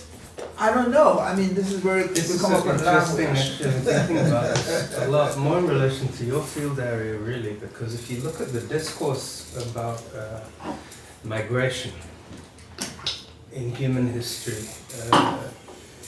really starting at the beginning with the first radiations of our species, so-called out of Africa, although of course there's Africa, but the language in which scholars for a long time have described those movements is colonization. Although, unless we're talking about Neanderthals or Denisovans or something, there's not really anybody to colonize. So once you get out to the Pacific, the language that's used is colonization. And the debates which that generated since the 1950s, really, in particularly Oceania, are precisely around this other kind of navigation, both in the practical sense of maritime navigation, but also navigation by kinship.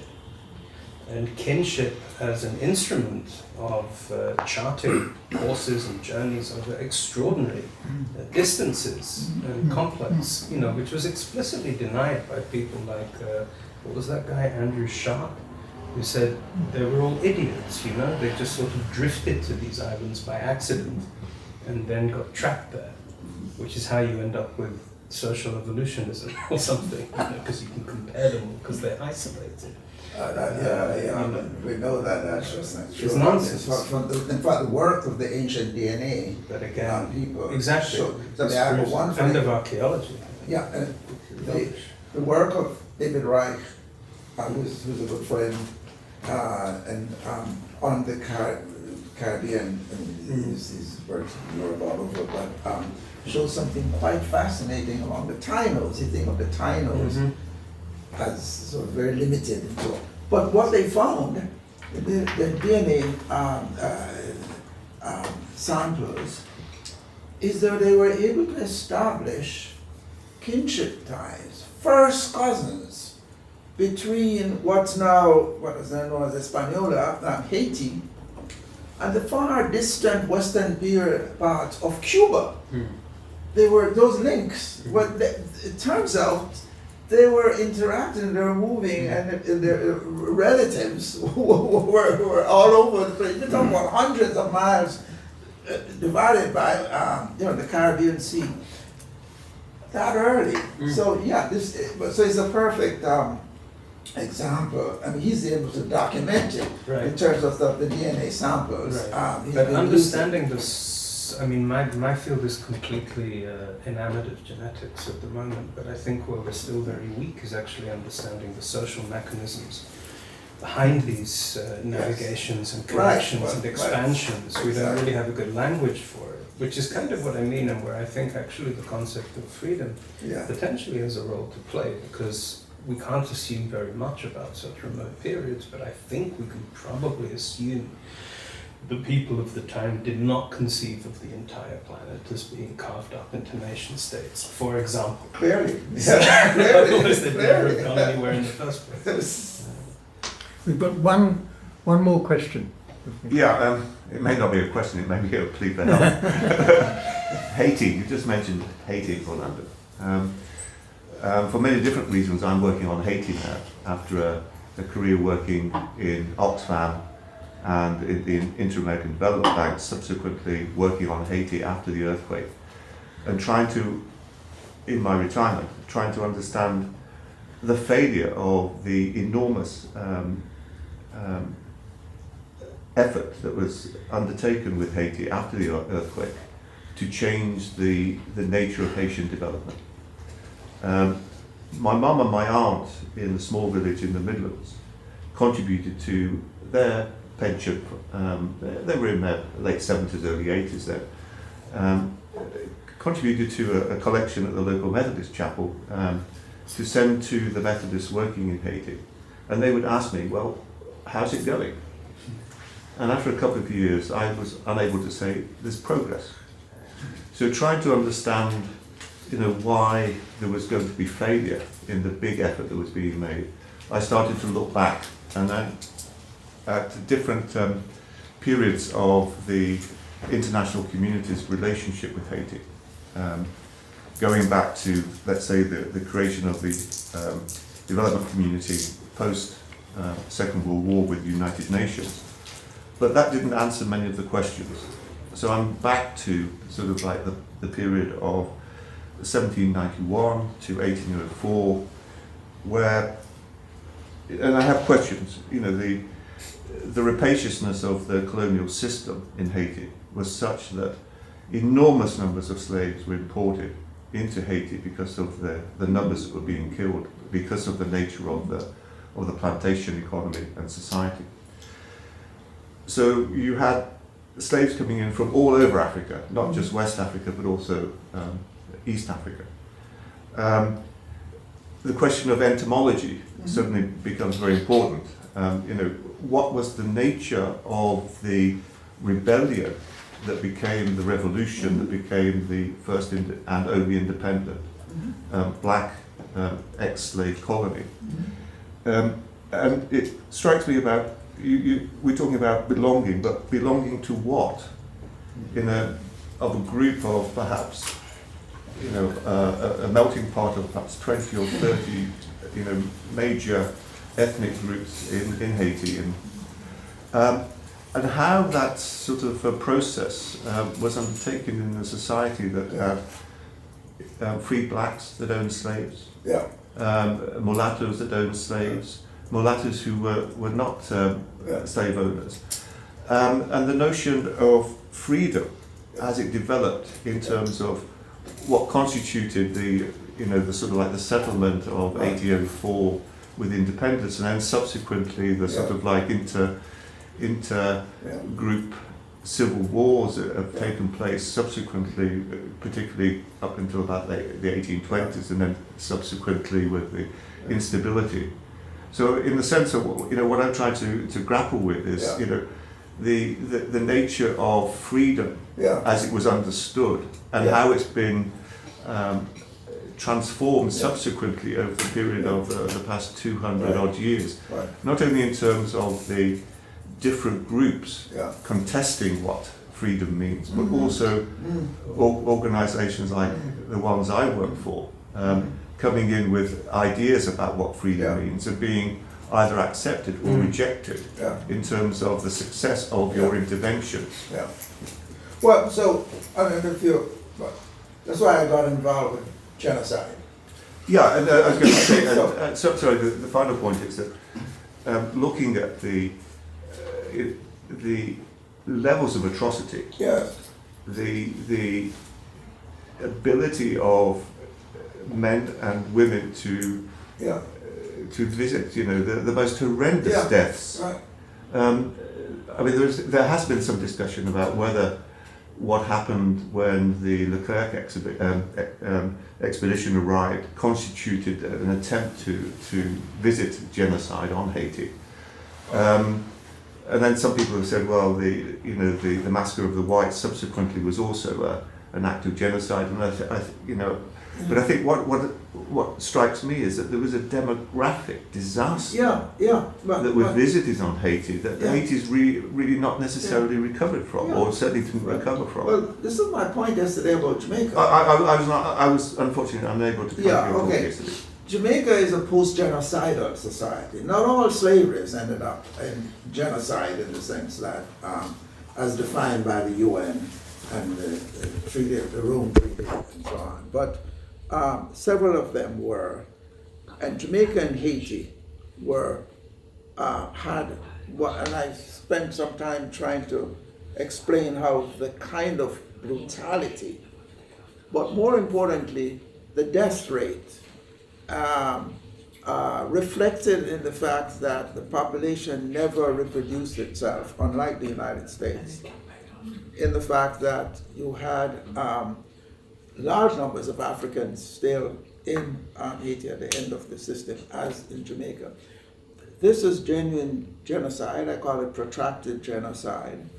And I try to sort of give an actual figure, because one of the definitions of genocide in the legal definition, as opposed to the sociological one, is the prevention of reproduction, the deliberate prevention of reproduction, which was made possible by the fact that they could always bring in new recruits of Africans from outside. So this was genuine genocide. So Jamaica, like Haiti, are post-genocidal societies. And that history has had a powerful effect, not only in the way in which people define freedom, but also in relationships among people. And I'm afraid in the violence that persists. Because genocide is not only violence in the sense of the extermination, the violence of the genocidaire, but it also generated a level of violence within, among the group, the victims themselves. That is the tragic part of it, which historians, especially my fellow Black American historians, refuse to acknowledge. It's understandable that in America there's this concept of a usable past. And a usable past does not acknowledge the fact that oppression always has two aspects. There's the oppression, the violence of the oppressor against the oppressed, which is the thing we emphasize, the genocide. But there is also the damage which is done among the oppressed in surviving and trying to survive the violence being done to them. And that part of the history, my American colleagues, especially my Black American colleagues, are not interested in looking into it, and in fact get quite angry with me for exploring it. Now, here, the fact that I have dual citizenship matters to me academically, because I can say things in Jamaica I can't say in America. If I say that there was immiseration, what the Marxian concept of immiseration involves what oppression did to the oppressed. You can't talk about that in America. I'm called actually a reactionary, a conservative, when I talk about immiseration. When I go to Jamaica, that's all people want to talk about. Okay, and you read almost every week in the newspapers in Jamaica now, you'll read about immiseration, what slavery did to us. No one wants to talk about that in America. It's the weirdest, one of my weirdest sort of dual experiences going between. But to get to the point, post-genocidal society, is something which is terrible, and Haiti is one of them. The violence you read about in Haiti now, it's just terrible. But what you have, Jamaica has one of the highest rates of violence in the world. It's among the top 5 nations in terms of violence, the homicide rate. Also, what it did to the relationship between men and women. If you have mass rape, which is, by the way, one of the definitions of genocide in both the 1948 Declaration as well as the Rome Declaration later on. Mass rape. Slavery was mass rape. Okay? And what mass rape does, and Helen Fine, that wonderful student of genocide, so has a long, good discussion of what rape does to the victims. It really destabilizes the relationships between men and women in a profound way. And Jamaica continues to live with that. There's violence, there's women resisting, and women become extremely independent in the slave system because the slave owners don't make any distinction between male and female. Women become independent, and men in their humiliation, and you sort of turn against the most vulnerable. And so the violence within gender started in slavery. And you want to know something about the Jamaican figure? Jamaica has the highest rate of femicide in the world. Femicide is the killing of women. The highest rate of women being killed is in that post-genocidal society that is Jamaica. Now, I can talk about this in Jamaica. If I say something like this in America, I mean, there goes that reactionary party, so we don't want to hear about that. It's one of the strangest experiences of my life, and so I go back and forth. I'll be going to Jamaica in the middle of January at a conference on Fanon. Now, Fanon was quite aware of the consequences of violence for the oppressed too. So nobody talks about Fanon, this part of Fanon in America. But anyway, to get to your point, yeah, Haiti is a post-genocidal society. And a lot of its problems, not to mention what the French did, imposing that debt, which was unbelievable on the Haitians. And but quite apart from that, its problems go back to the fact that it was a genocidal society. Yeah, that's and I could go on all day about this, but I teach Haiti in my course in the Caribbean. In fact, I just finished my last lecture in the Caribbean before coming here. And so I'm totally in agreement with you. The question is, what do you do about that? For the Jews, the creation of the state of Israel was, part of their salvation in a way. Although there's a great irony now in terms of what's happening, but we won't get into that. In the case of Jamaica, don't forget, it's what the peasants were able to create in the mountains. But the land was very poor. And, it was, and the colonial system persisted for long after. Now, the Haitians, they have their country to themselves. Unlike Jamaica, which in a sense had to live for another 133 years, the British colonial rule.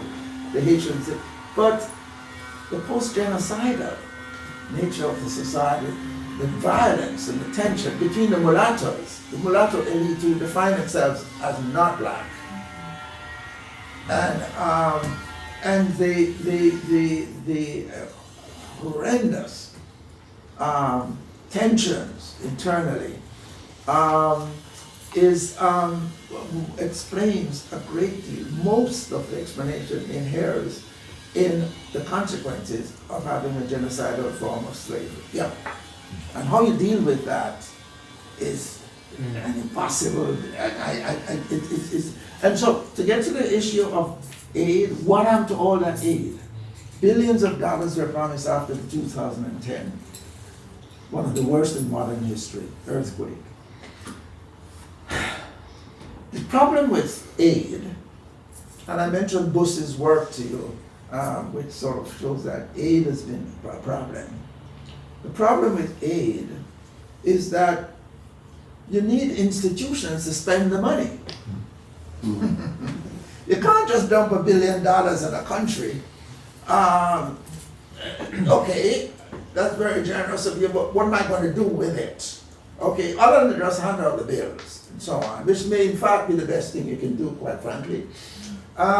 If you don't have the institutional framework for spending the money, for creating structures, for creating this is a problem. There's a lack of institutional capacity, which I've come to recognize as a fundamental problem of underdevelopment, institutional capacity.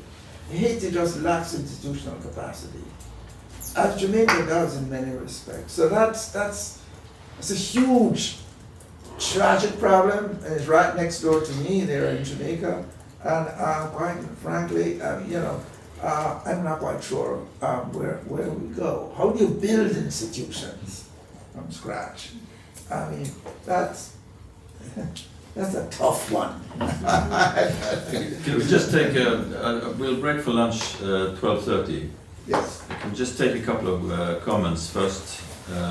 Wolf and Brianda. Yeah. Did you have a question, miss? Did I see you? No? No. Oh, okay. Yeah. Okay. Yeah. Yeah, Mike, I just want to raise a couple of points. I've been working on the global as a system, and the global is not just our world. It is a kind of a construct emerging out of Christianity, or previously from the Greek world, but as a value system, because it is a value system, it came out of Christianity, and the value system is directly connected to individualism, or to the individual. So it's an individualistic system that, in a sense, in our terms today, encompasses everything.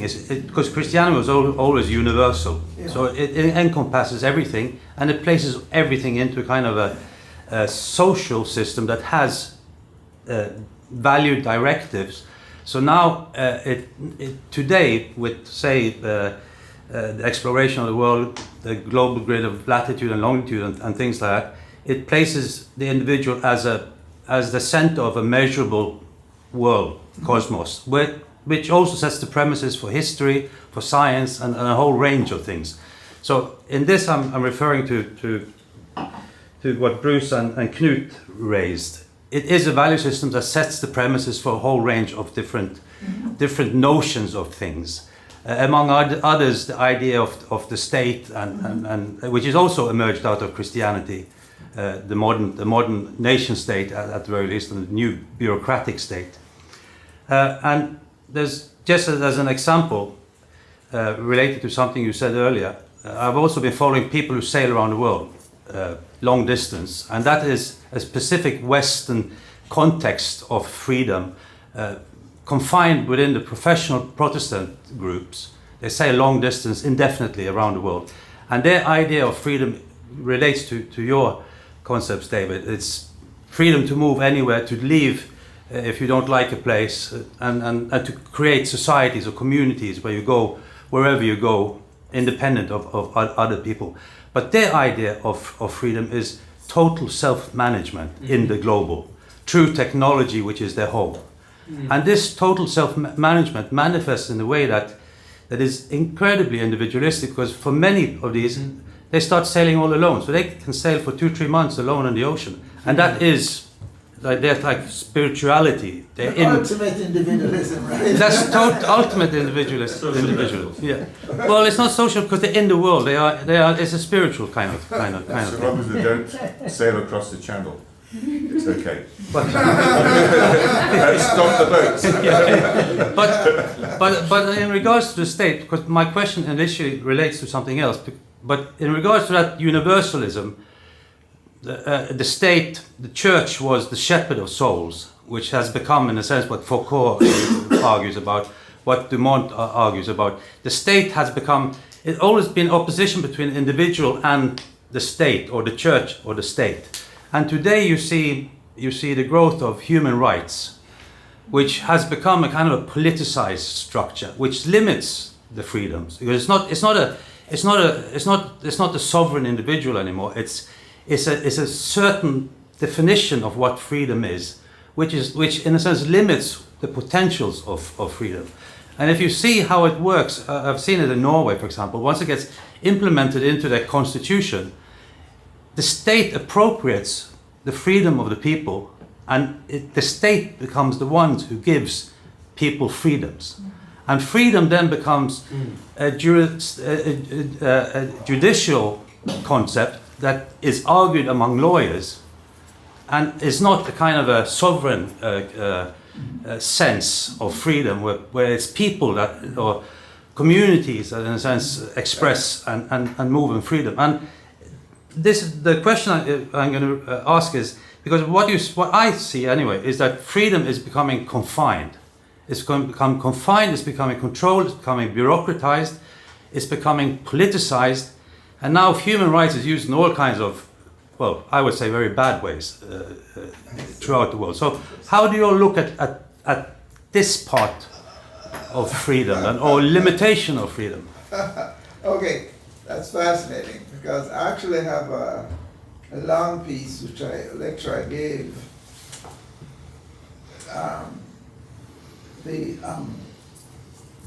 one of the international organizations has an annual lecture on rights and human rights, and they publish a book each year.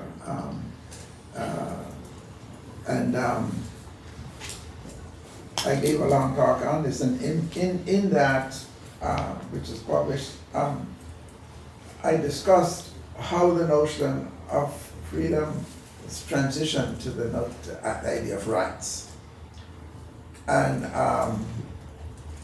it's now dominant, in fact. But there was resistance.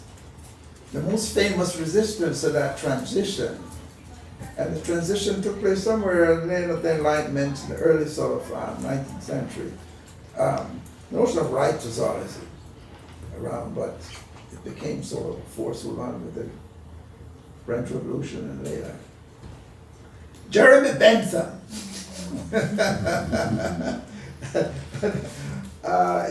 Nonsense on stilts. And now, I mean, it's his way of this. And now he saw, in a sense, he anticipated some of the issues which you are talking about.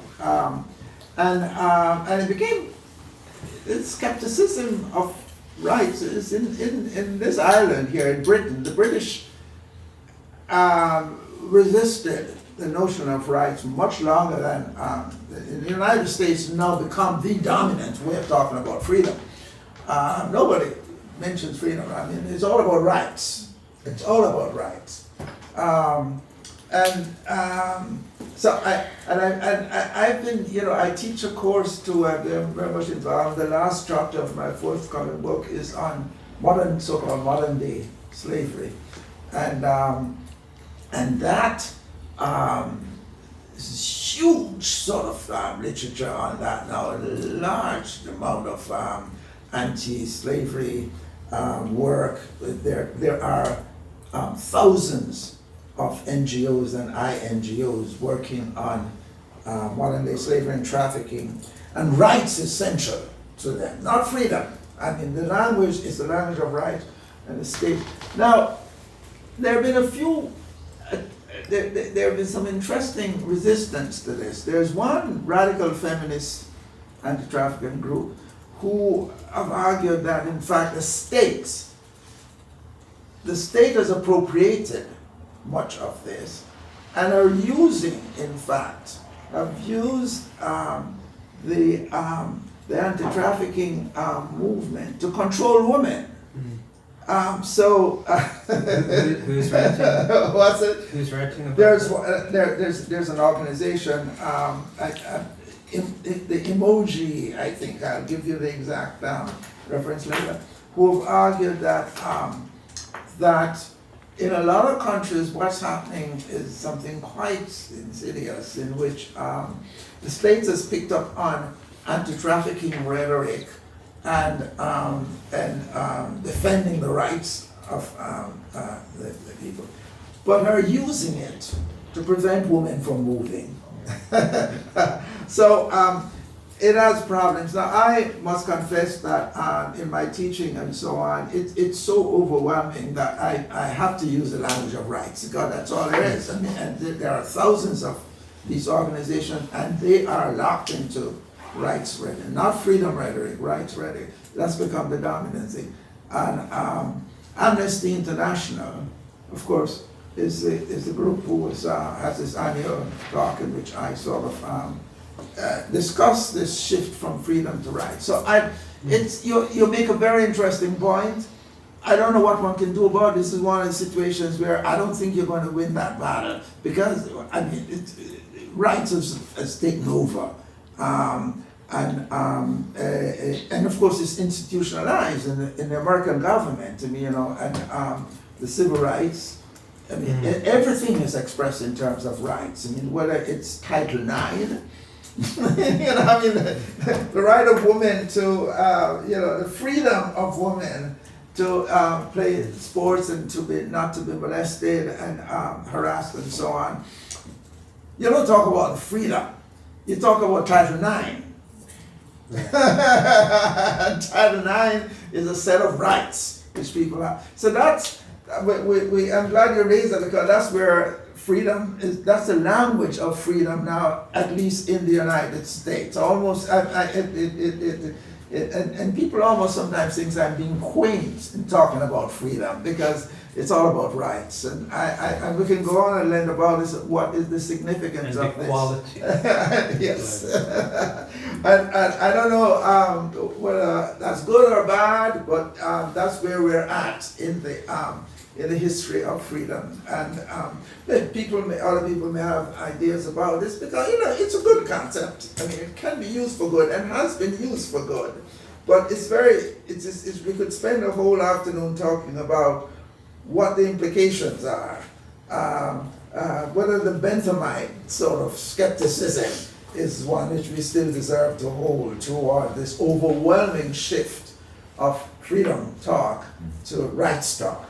Let's just take one last question before we break.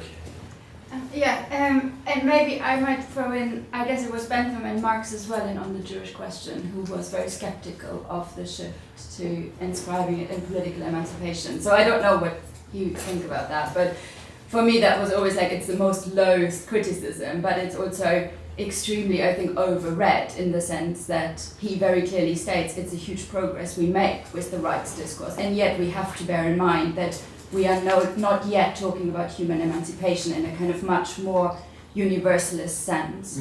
So yeah, for me that's kind of a productive way of maybe thinking about some of those limitations. But I wanted to ask a question about Fanon.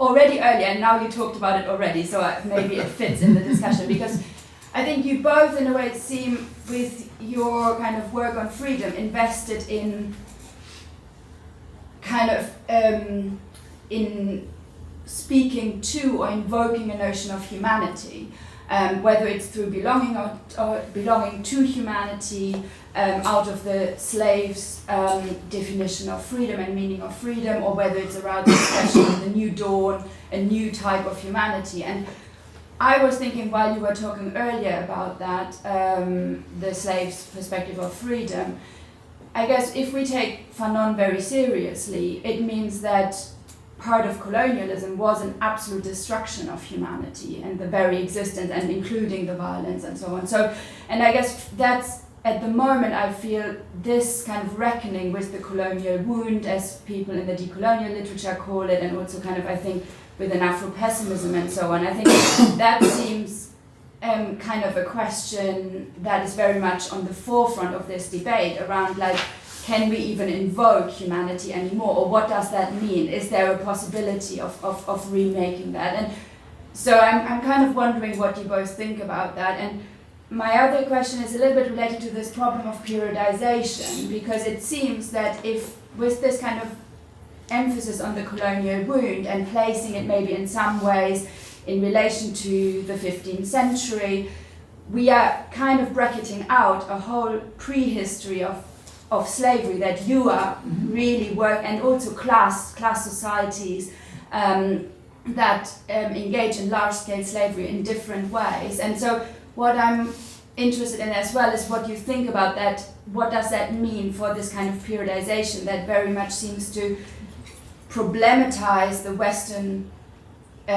notion of freedom, starting only in the 15th century in a way, and kind of thereby bracketing a whole kind of history that comes before then that seems very influential, not just in questions of the mode of productions and social relations, but also then intellectual conceptions of freedom that you are developing so carefully in that book. Right, well, I let David speak, except to say that, freedom in the making of Western culture ends at the end of the Middle Ages. Yes. I'm following it up now, but it is. But you're right. I mean, most of the histories, especially among economic historians and so on, it starts somewhere in the 1500s, and which completely sort of, So yeah, I totally agree. That's one of the things that it's trying to do.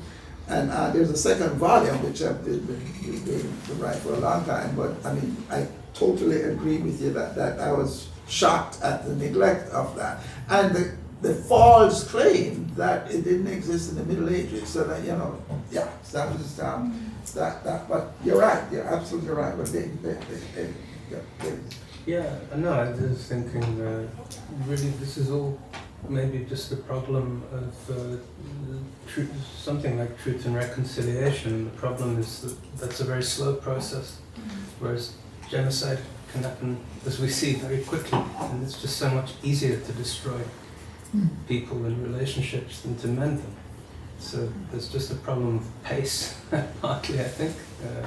The damage sort of accumulates so much quicker than the healing. But also, when you talk about periodization, if I try and think about concrete examples of where you have those kind of attempts to recuperate something of a deeper past, the examples I can think of, whether it's in the cantons of northern Syria, where my friend David was very involved, or Aboriginal Australia, it's always, or North America, it's inherently tied to place and relationships with the land, and the restitution of land title. In other words, the way people think about time can't be separated from that sense of regaining one's roots. So in fact, oddly enough, what the settler state produces is an inversion of the first freedom, where actually what you're fighting for is not the freedom to move away, but the freedom to stay put or go back to where you were originally, which is a point that's been made to me by various indigenous scholars in that sort of context. So I do think it is really important to think about the particular dynamics of modern states and their impact, both as an aspiration or an idea of freedom, but also as the opposite, as the perversion of another idea, alternative idea of freedom, which is of course what's so interesting about the Kurdish case and the Kurdish women's movement, is that they don't want a state. A completely different notion of freedom and connection to the land. We pick up the point about Fanon though, and the destruction of humanity, because that, we can either treat it as, exception in some kind of exceptionist sort of way, but the point about Fanon is we now, and which is your point earlier about post-genocidal society, we now live in the conditions of that post-situation, and in that destruction of humanity that Fanon was so emphatic about, and he was emphatic about it in France. You know, this is what France would now have to label with, the fact that it would not be able to any longer, you know, claim ideals going back to the French Revolution, etc., you know, for its future. It implies that basic idea of humanity is no longer possible for us. It implies that whether we want to recognise it or not, and I think in Britain we are totally in the world here of forgetting and not wishing to remember it, and into British salvationism, you know, at the moment, the most absurd kind, like Patterson marbles and things like that. But it suggests that we may not any longer carry on with this sort of idea that there is something called humanity. We've destroyed it. That's a good place to have a break. Definitely. I think Fanon had still something to tell us. Actually, you're absolutely right, because in fact the word humanity is consciously resistant in much life. Yes. Yeah. Consciously resistant. Nice. Well, thank you very much. We are going to, I think it was a fantastic conversation. Yeah. And because of your effort, we had a great conversation. Both of your efforts. And we're now going to break for lunch. There's sandwiches downstairs. And then, if you're not too weary, we'll come back after about an hour or so. And then continue. And there are things we can talk about when we get back. But one of them may be to consider the situation in America. Orlando was saying this is an interesting development now with Trump on the horizons and so on, but we can talk about other things as well. America, the closest parallel is Germany in about, I don't know, 1933, Hitler. It's scary. It's very scary.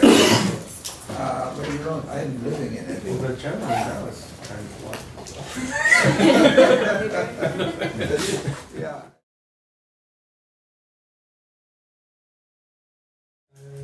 There's so many different points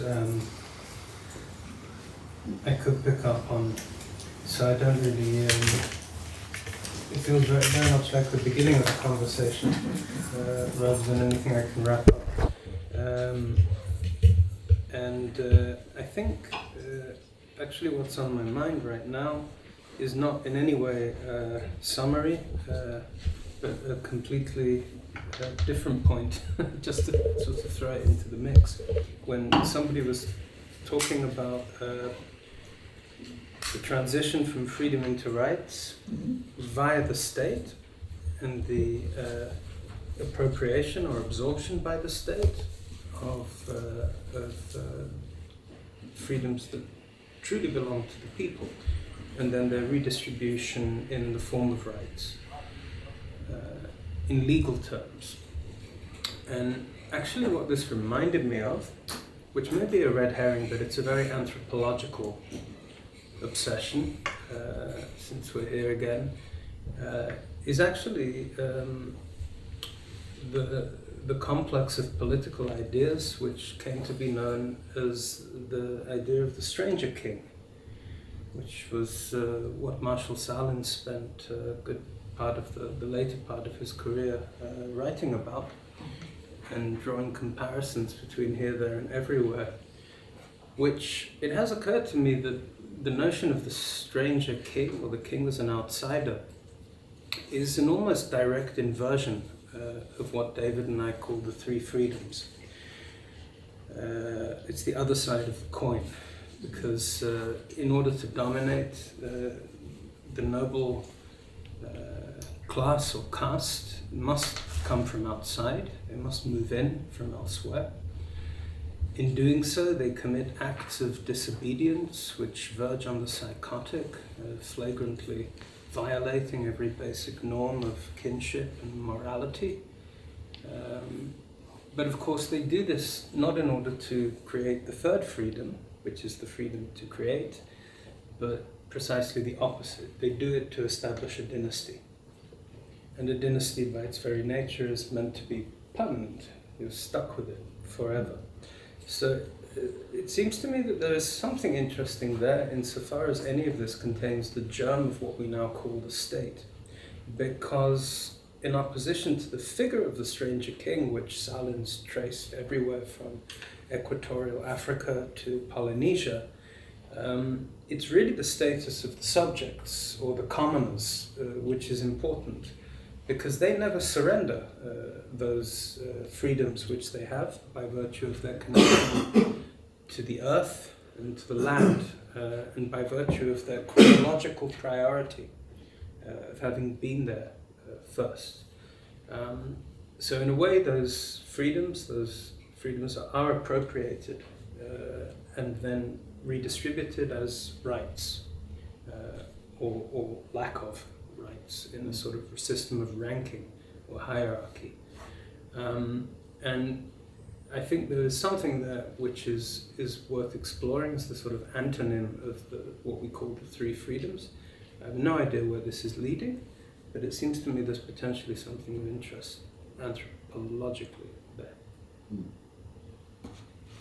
Very interesting. I am, as you speak, of course, I'm now thinking of Mary Douglas. Mm-hmm. Purity and danger. And in many ways, the stranger king is precisely made necessary by notions of purity,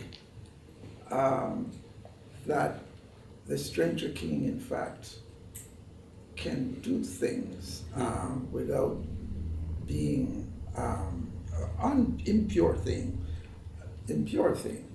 and the only one who can, because in a way he's outside. Mm-hmm. Especially this passage in which one treats aside as the ultimate,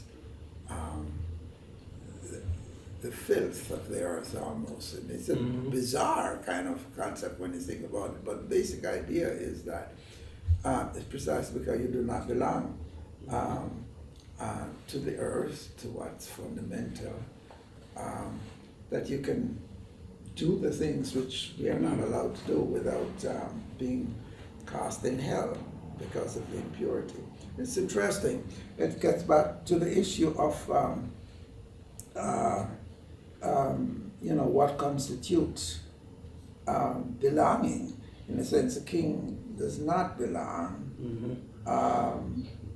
and therefore can rule because he can do things without offending the gods, which we can't do, and to kill, so shed blood in a way which may be considered impure among people who hold to a view of harmony, that you don't do certain things. And being able to do certain things is what a leader is. And we get this now in a stark, bizarre, threatening, scary way in the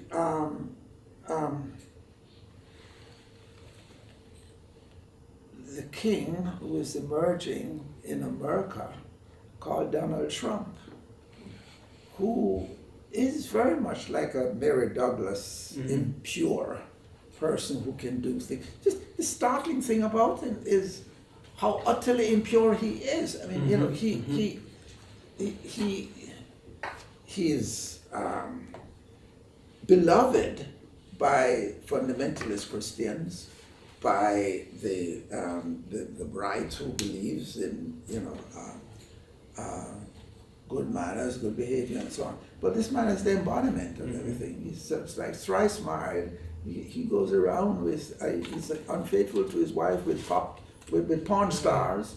I mean, he lies his life 34,000 times according to the Washington Post, and he continues to behave in a manner which in fact is only a stranger king can. And he's beloved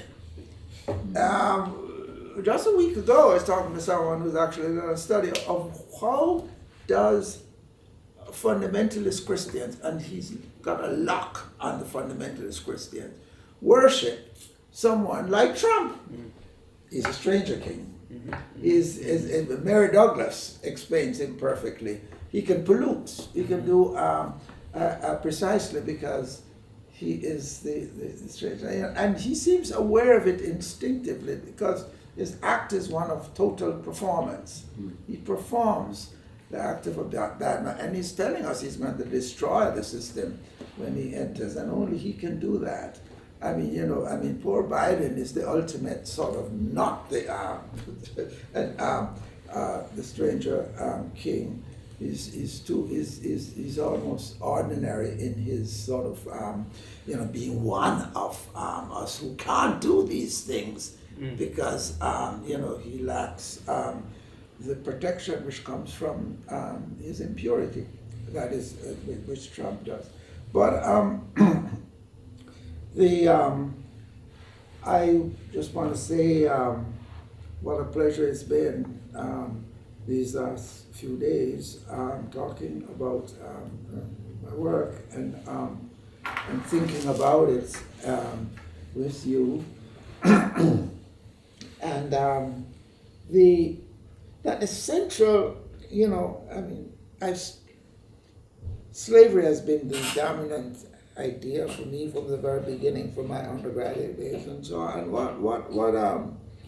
What fundamentally it all boils down to is that slavery poses the fundamental problem of being, and in a way, ironically, I was led to it both by my experience as sort of growing up in a slave society, a post-slavery society, in which the presence of slavery was all around. I was speaking to one of you, I never did get your name, where is she?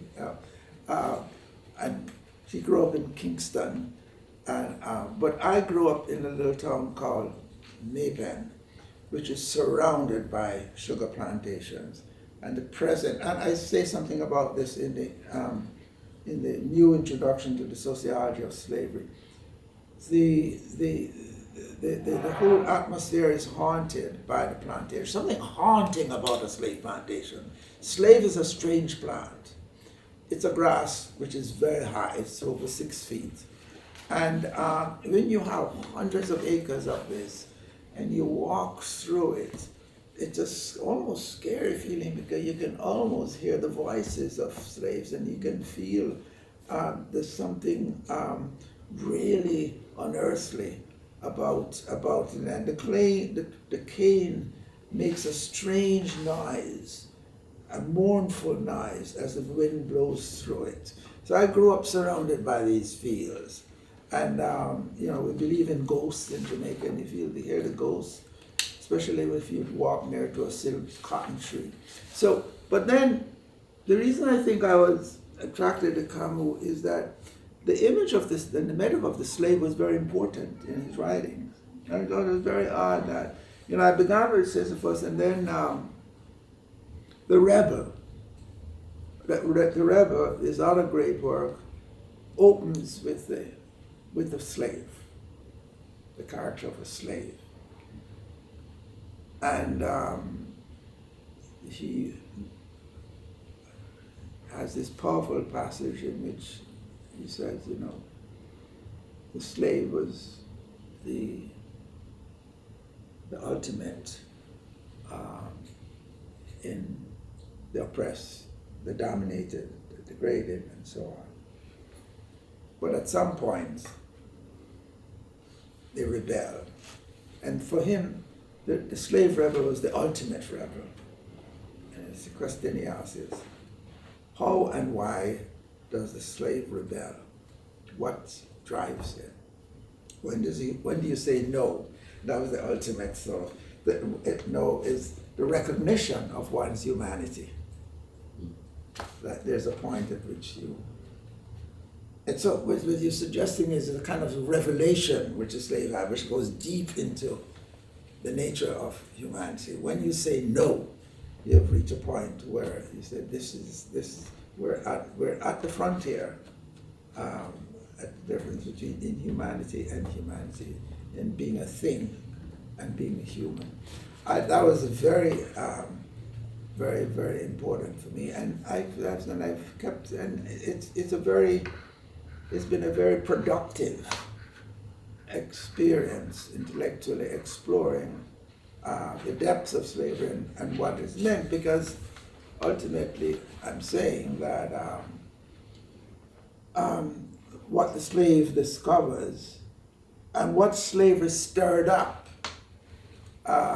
it was of course created for the benefit of the slaveholder, but unwittingly it generated the most fundamental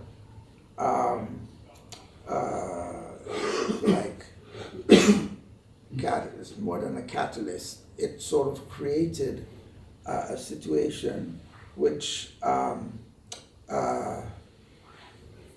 exploded the taking for granted in a way in which almost nothing else does.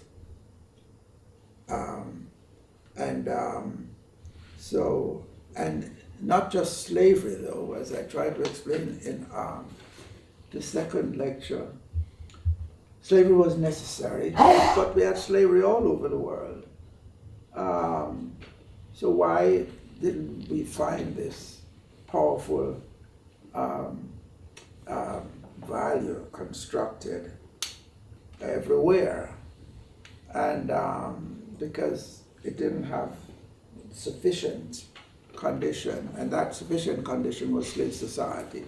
And I'm convinced that that is one of the great unwitting revolutions in world history, the creation of slave society. And by revolution, I don't mean necessarily something good, I mean something which is volcanic, eruptive, which is created for the benefit of the slaveholder, but which really is like nothing else before, not in any of the other slaveries, a society based on slavery. This is, and what it does sort of is transformational for the slaveholder, but also, more importantly, for the slave.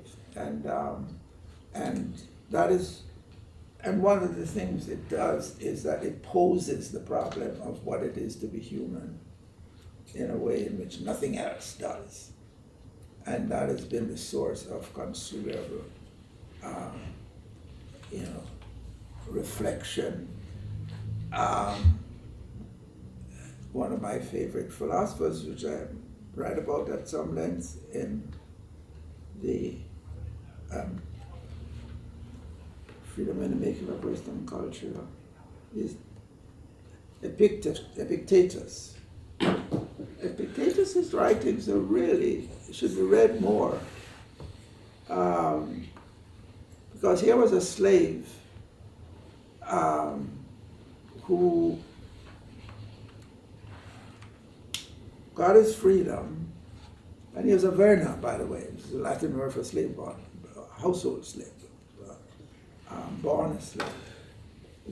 And he spent his whole life reflecting on the nature of what he had achieved. And he questioned it. Why did I want it so much? What is it? And those works should be read more. And it's not by accident that an emperor actually came to recognize the power of what he is saying. The other persons, 700 years later, was a slave who reflected on his condition too. Several of them did. And Frederick Douglass, who also, like Epictetus, spent his whole life reflecting on slave condition and what his mission, his emancipation meant. he wrote book after book after book. So he had several versions of it. He couldn't get away from it. But in each one, he sort of, you see, is probing deeper and deeper into what this meant.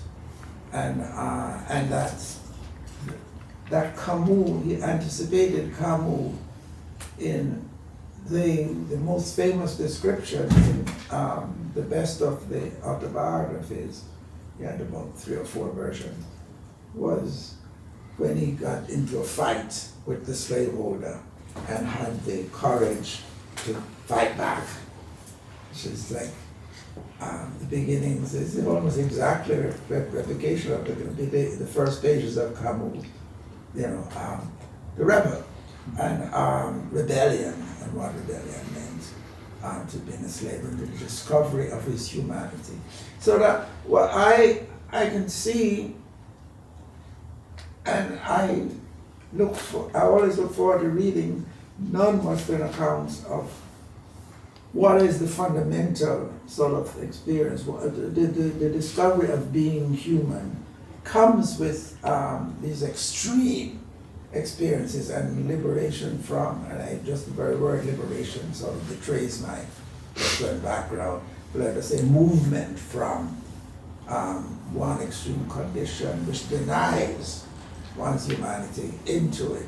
That's how it's discovered. And if one wants to write a more general work, I guess one good study would be to do a comparative work on such discoveries. I suspect that every civilization will have such moments in which, precisely because it's been negated, and I guess it's a perversity of human beings and of our mental structure that we have to have the thing negated to discover what it is. And you know, whatever one may say about it, this is what Hegel struggled with. I mean, the Hegelian dialectic is and you know, as you know, one of the most famous passages in Hegel, which I struggled with and wrote about a little bit, is in the preface to the Phenomenology of Mind, that long passage on slave and lord. And that's in essence it's all about. It's a mysterious passage, and it's influenced people in many different ways. It influenced Marx in one way. He discovered alienation, and so it influenced people in other ways. But in a profound way, he saw the idea of discovery in negation. That the negation of something sort of existentially sort of presents to you what it is to be the thing which is negated. And essentially, that's been my life's work. But I would like to say that, and this discussion is useful in this point of view, and what you're doing is, I think, extremely valuable in sort of, you've taught us to look at the ways in which Native Americans, in a sense, have their own similar discoveries, and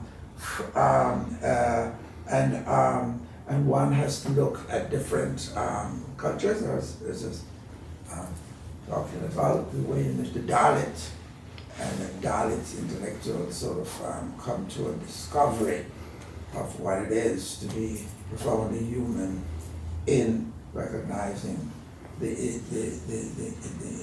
inhumanity of the Dalit condition. But presumably the same thing will be found in Chinese culture and in many African cultures and so on. One should go looking for. The great thing about what you did was to find it in looking at indigenous peoples. And so it's a long journey, and I've given my version of it, and I hope and look forward to read more on the similar discovery of what it is to be human, profoundly human, in its denial and in the struggle against and in denial of one's humanity. That's what, in essence, has been the work I've done and will continue doing and learning as I go along how other people have done it. So thanks for listening. Thank you very much. Some comments, Mike. Could I, Jay? two things I was very fascinated to ask you to say a bit more about. One, an earlier comment you made about the fact that when the language of social sciences wear out, you have to move to fiction. You have to write, that's when you write novels. Yes. And I wonder whether that's also the moment when voices come in. Yeah. That is, voices of slaves and the experience of slaves and being able to imagine what that might be. Yes. Because I think one could sort of say that much of your social science work is science in that sense of looking for concepts, looking for an analytics, looking for depth in that sense. So something has to then follow from that, which seems to be the novels which you have written yourself. Yes. And some of us get trapped into the social science and never come out of it, perhaps, in terms of inability to actually write novels. Yes. But it would be something interesting to know more about how that interface works with you. Yeah, you put it quite correctly. Looking for concepts. I mean, as opposed to introspecting for concepts. My position. I like to contrast my position with Sir Isaiah Berlin, who is the ultimate armchair philosopher, who looks inward and meditates and writes on freedom. There's two concepts of liberty.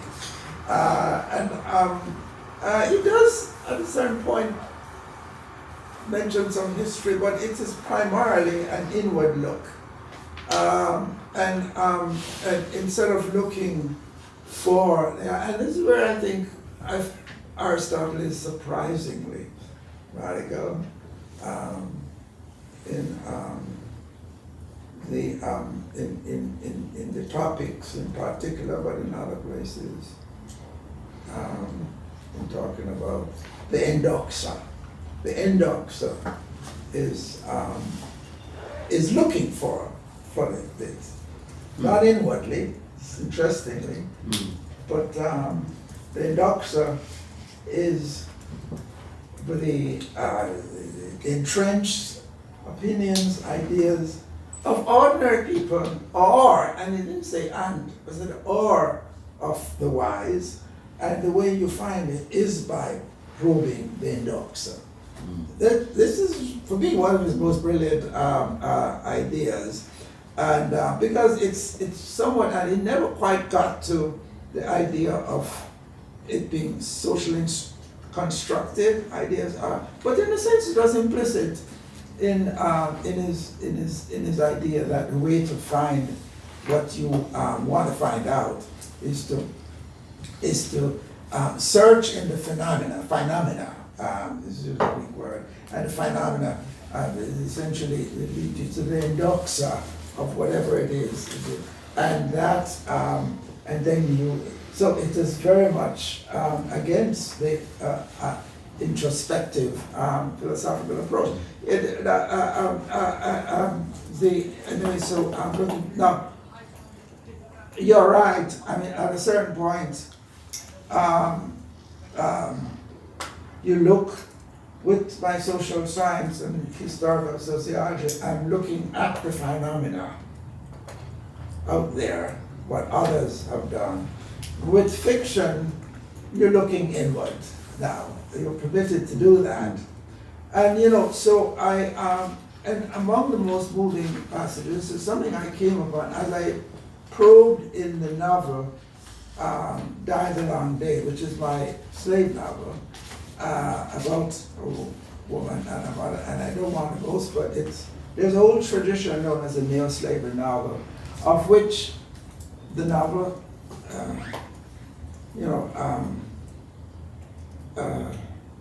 Beloved, is often cited as a classic one, but this work, my second novel, was about a slave woman and her daughter, too. But as I thought about the characters, the novel culminates in her death. Of course, she was killed. And among the slaves, death was celebrated.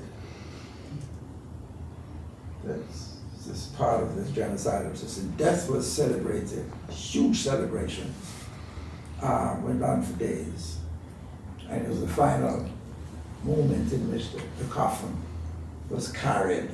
It is called burials, carrying the coffin around, and people said goodbye, and people gave messages to take back to Africa with them. The little presents, take this back to the ancestors, take this back, as the coffin went around. And I had a character whom I wondered who was looking at this slightly crazed woman I mentioned in my talk before. The way in which I came to this view was, of course, trying to figure out what kind of messages would the slaves be sending back to Africa as the coffin was carried around. And they put this, the few who could write would write a message, others would send presents and so on. And others would talk, they'd go and they'd talk to the corpse and whisper. So I wonder what this woman was thinking.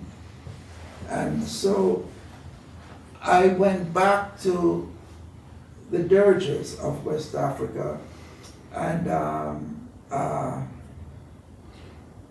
there's this very powerful dirge, which I sort of had her simply repeating, but which powerfully sort of expressed the idea that it is almost impossible to express the tragedy of what one experiences. And that was how I ended at least this introduction, which is, for me, I don't know, it's, I read a lot of poetry and so on, but this simple one is for me one of the most moving in what she said as she walked around in a slightly crazed state, talking to the coffin, talking to others.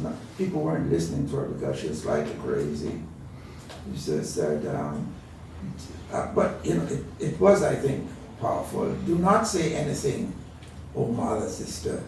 Do not say anything. For anything you say will be too much, and nothing you say will be enough.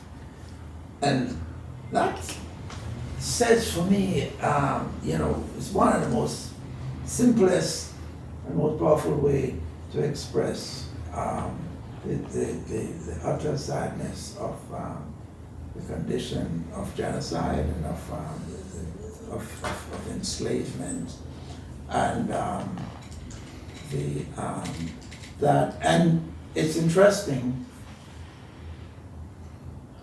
In one of the introductions to the Cambridge history or world history genocide, which I keep referring to because it's a wonderful collection, all 40 chapters. But in one final introduction, the author said, there's a profound silence. Genocide imposes a profound silence, and there's a sense in which it silences one as you contemplate it, and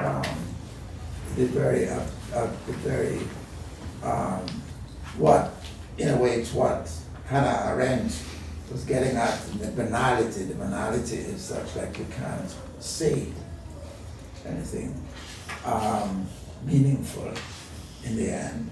And so, and I thought there's such similarity between what this fine woman was saying. There's nothing you can say is banal with that marriage. But all of that comes about and could only come about in fictive exploration, because that's not the sort of thing I could write about in a historical sociology text, since I had no evidence of it.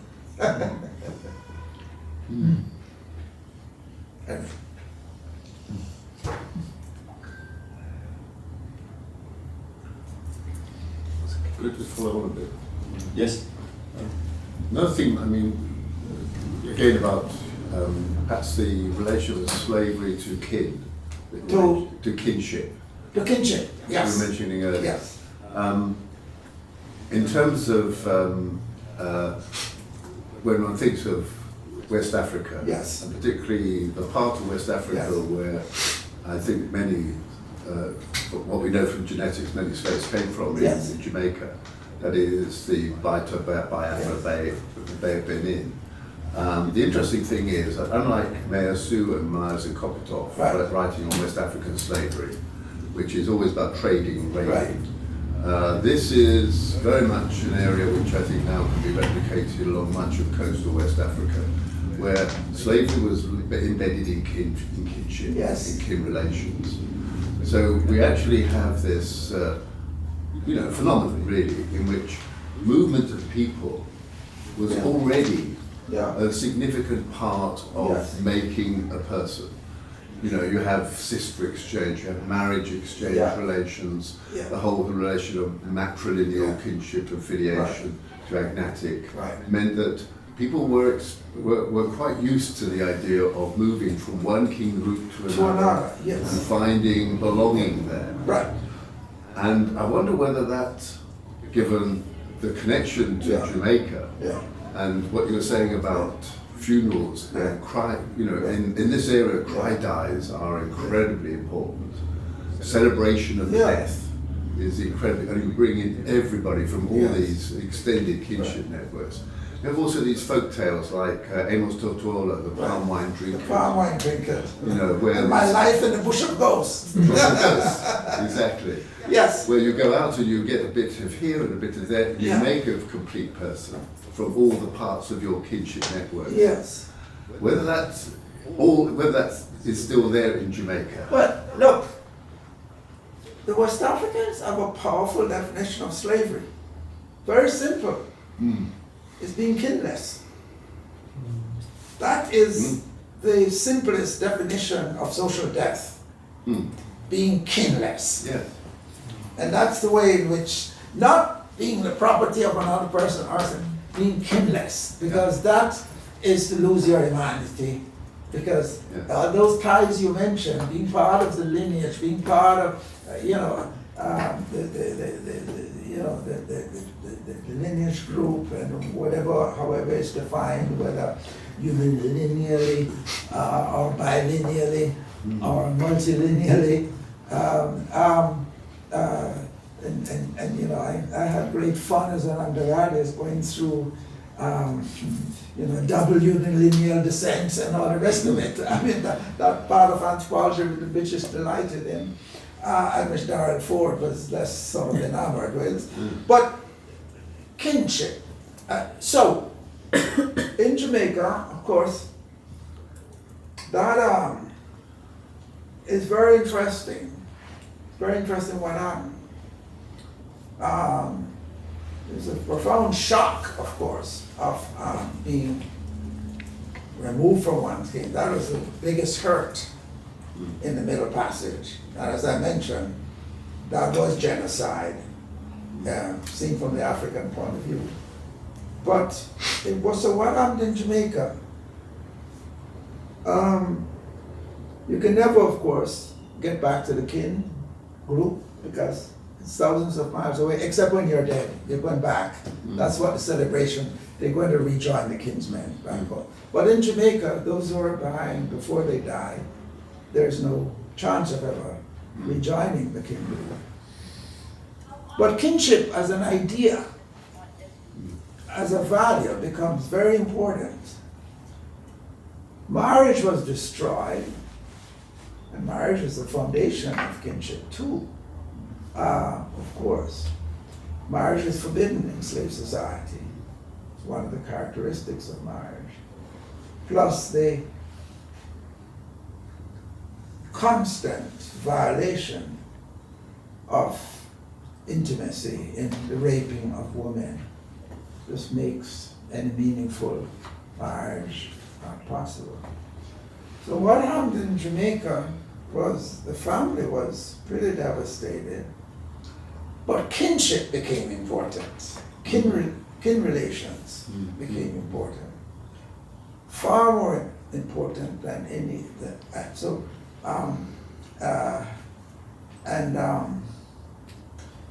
Anthropologists distinguish between sort of marital relations and consanguineal relations. Marital relations became far less important.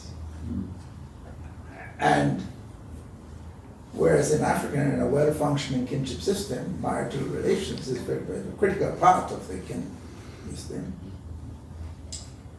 What you find is when we talk about family, primarily it's, as N.G. Smith, I don't know if it used the term, the uterine principle became important. Kinship is very important, but primarily kinship through the mother's side, the father's kinship. So we have a notion of the strength of kin groups. Like first cousins, uterine first cousins, to use the anthropological term, or first cousins through the mother's side, is considered as close as brothers and sisters, whereas cousins through the father's side is not pursued very much. And people will talk about endlessly kin relations. One of the interesting things people do, older people do when they get together, is what we call tracing family. Means simply checking out all the connections you could find, usually, almost invariably, on the uterine side, on the mother's side. In a situation in which marriage and the family has been largely, shattered. In the Igbo world, the witchcraft substance is transmitted from the what? Igbo witchcraft substance is transmitted from the mother's father through to the sister's children, through the girl that's married out to another agnatic group. Exactly. So it's when the mother's father or mother's brother curses, the husband of the wife, that can then damage the agnatic lineage and damage the children. Yes. So it's constantly moving around like that. It's why there's no autonomous human beings in your Igbo Ibibio kind of worlds of the cross river that Darrell Ford would have studied. There are no autonomous human beings. They have to be part of. That's Amos Tutuola's point in the Palmer Dream. Right. The skull has to go out and get a bit from here, get that. Become the perfect gentleman. Right. In the process. Right. It's kin relations. So can you imagine when that's destroyed? That's death.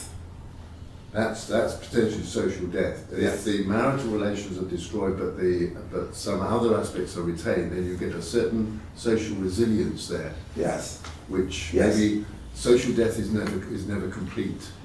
Right, and that's in a sense is what the Jamaicans try to do. And that's what the Jamaicans try to do because they're from your predominantly he was in the Ibibio speaking peoples. Yeah. And it's still there today. And That's maybe in Jamaica, in London. Yes. Fascinating. Jay has a question. Okay, thank you. Or a comment. In your Ford lecture, you mentioned about how the particular conceptualization of freedom in America came out when the slave owners, who also became major proponents of freedom in a particular sense. Yeah.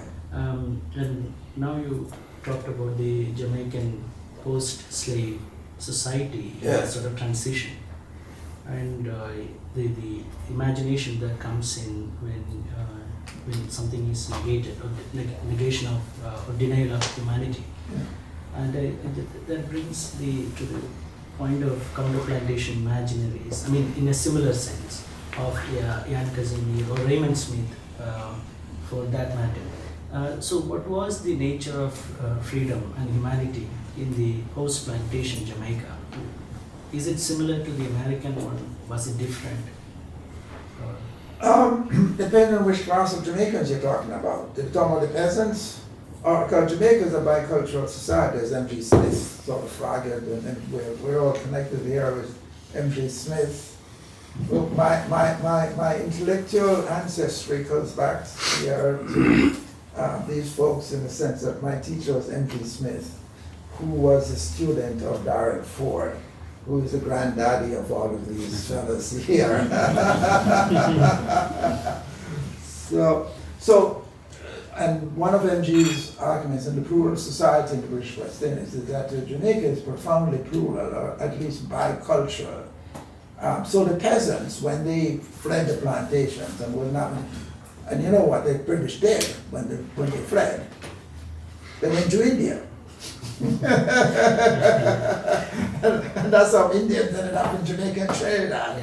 Okay, and they literally placed them in the huts the slaves used to live in.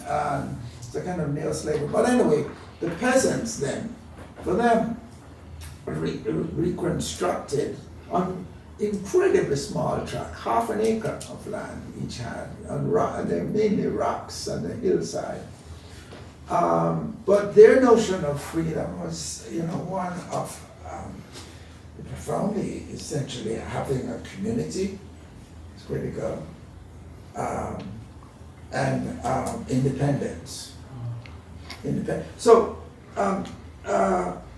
in a way, there's no element of freedom. Freedom, sort of, number one, being as far away from the plantation as they can get, sort of negating the power of the owner, had nothing to do with them. Except those who were forced to, because they couldn't get any land. And number one. Number two, sort of having independence, in a sense, power in the sense of controlling your own destiny. No matter how small the plot, you can grow your own food. In fact, that attitude was marked by Carlyle in a famous essay, which I think I mentioned, in which after the peasants revolted because they wanted more land and the British wouldn't give them, they wrote a letter to Queen Victoria, who wrote back and told them, you should sort of pull your socks up and sort of behave yourself. And they revolted and were mercilessly put down. That for them, what was essential was the independence that came with having sort of some being able to determine their own destiny, as well as the community. So those are the notions of freedom. And in many ways, Black Americans have a similar idea of freedom. Number one, that you have nothing, you never sort of work for the man. That was critical, that you're not under the authority of another.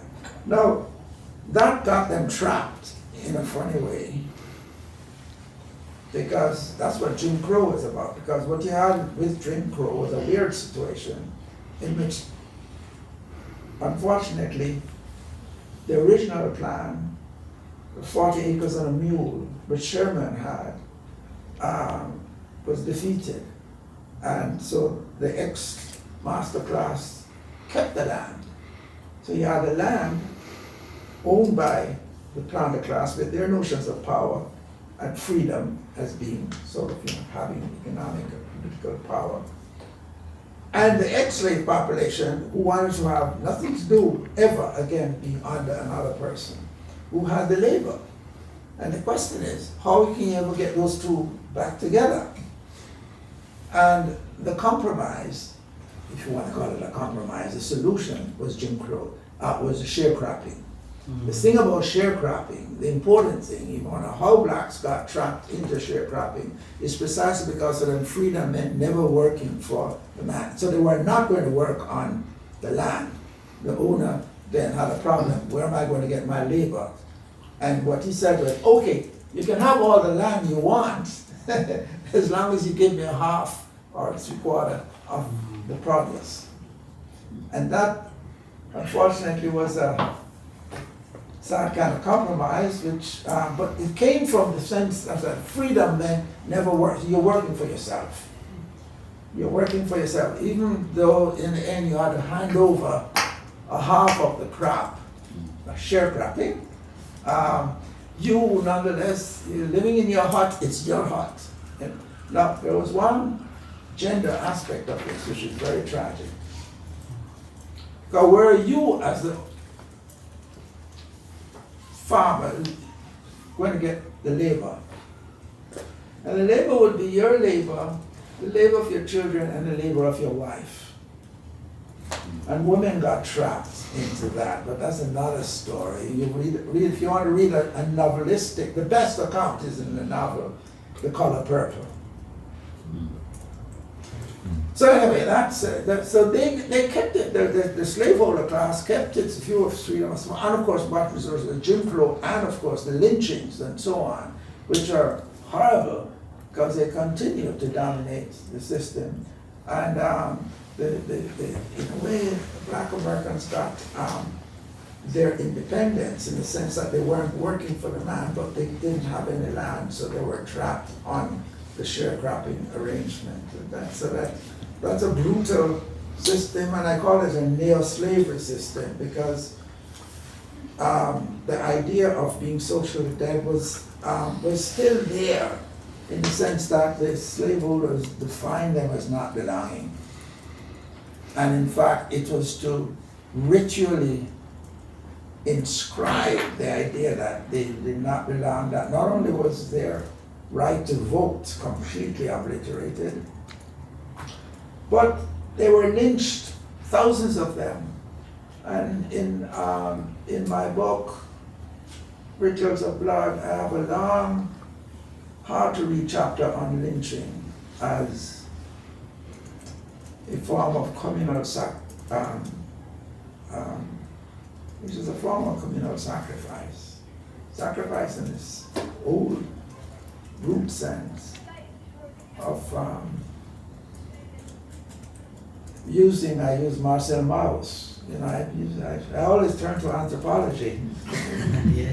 So I use Marcel Mauss to explain lynching as a brutal form of ritual murder in which the bodies of blacks were literally burned in rituals in which the whole community, including little children, participated. After which they did this weird thing of cutting off little pieces of the burned flesh and kept as souvenirs, which I thought was symbolically cannibalistic.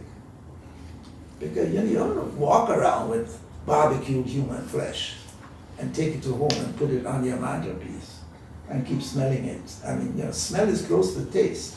And it is a kind of almost kind. But anyway, in a Marcel Maussian sense, it was a ritual which imposed the idea of that these people did not belong. So in a way, slavery persisted in America in that sense right up to the civil rights movement.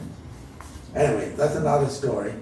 But to answer your question, that's what freedom as domination, as power, which was shared, by the way, in this democracy, in this Herrenvolk democracy. This is a great German word, which best describes the Jim Crow Civil, which is a Herrenvolk democracy, in which the ruling class, whites, had an alliance with the lower class, whites, on the fact that you may be poor, and they were dirt poor, they weren't much better off than the blacks. but we belong to the superior race, the Herrenvolk. And that was pronounced over and over again. That's what Du Bois is a wonderful description of it. He said, the poor whites were psychologically paid by the idea that they shared in the Herrenvolk democracy, and they voted. They voted. And blacks were excluded from voting. And this neo-slavery system. So that in a nutshell, that's what happened in America right up to 1965 when the Civil Rights Act was finally passed. You know, the black Americans were slaves. And there's a whole group, by the way, of black Americans who, I think someone may have mentioned it in the first lecture, I decided to sidestep the issue, but there's a big movement, growing movement, of black American intellectuals and others, cultural people, known as black pessimism, Afro-pessimism. Afro-pessimism. Now, Afro-pessimism has made social death their central concept. So I've sort of kept away. I mean, I can't tell the number of times I get people, the Times and others say, oh, what do you think? I have nothing to say. I mean, my standard answer is Sartre. Sartre, his wonderful little book, What is Literature? Said that when a work is written, it's only half finished. The work is completed by the reader. So I said, well, okay, that's my view. Slavery and social death was only half finished. And the reader will complete it in many ways. And the Afro-pessimists are doing it in this way, and I have no right to say anymore what they should do with it. But it's a fascinating movement. And they're right to the extent that it didn't end in 1965. It did not. If you accept the fact of social death, this is why the notion of social death is so very important. The legal, if you accept the Roman in rem definition of the slaves, yeah, so it ended when Lincoln signed in 1965, 63, 65, the Emancipation Proclamation. But there's a whole culture of slavery, the whole definition of social death and so on. That didn't change. I mean, you know, the millions of whites didn't start thinking because a piece of paper was signed that social death no longer mattered.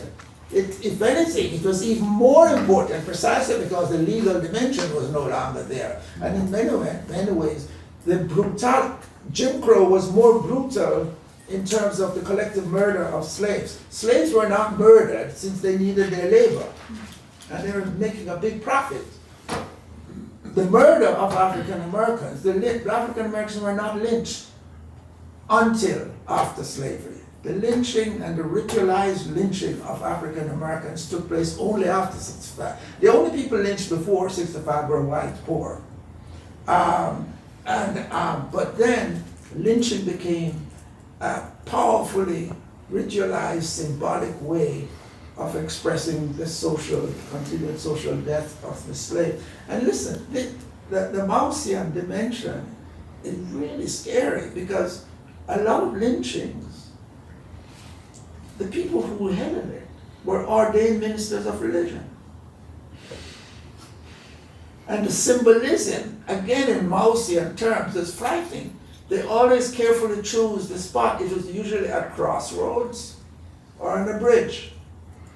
So it fits everything that Maus had to say about sacrifice. Everything. These were brutal human sacrifices. And reinforcing the idea of the continued social death. So the Afro-pessimists are correct in saying that social death persisted right through to the middle of the 19th century, and they claim beyond. And that's where, so I'm kind of sympathetic to them, but I'm not that pessimistic.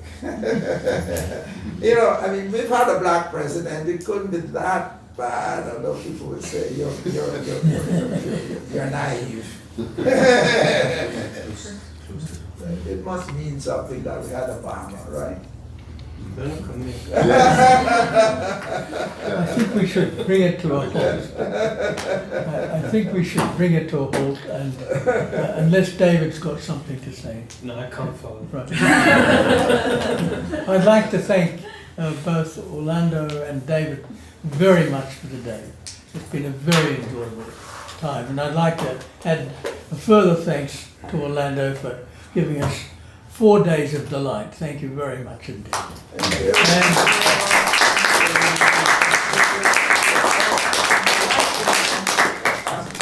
And I'd like to also thank Hanin Habib for entertaining us here and looking after us.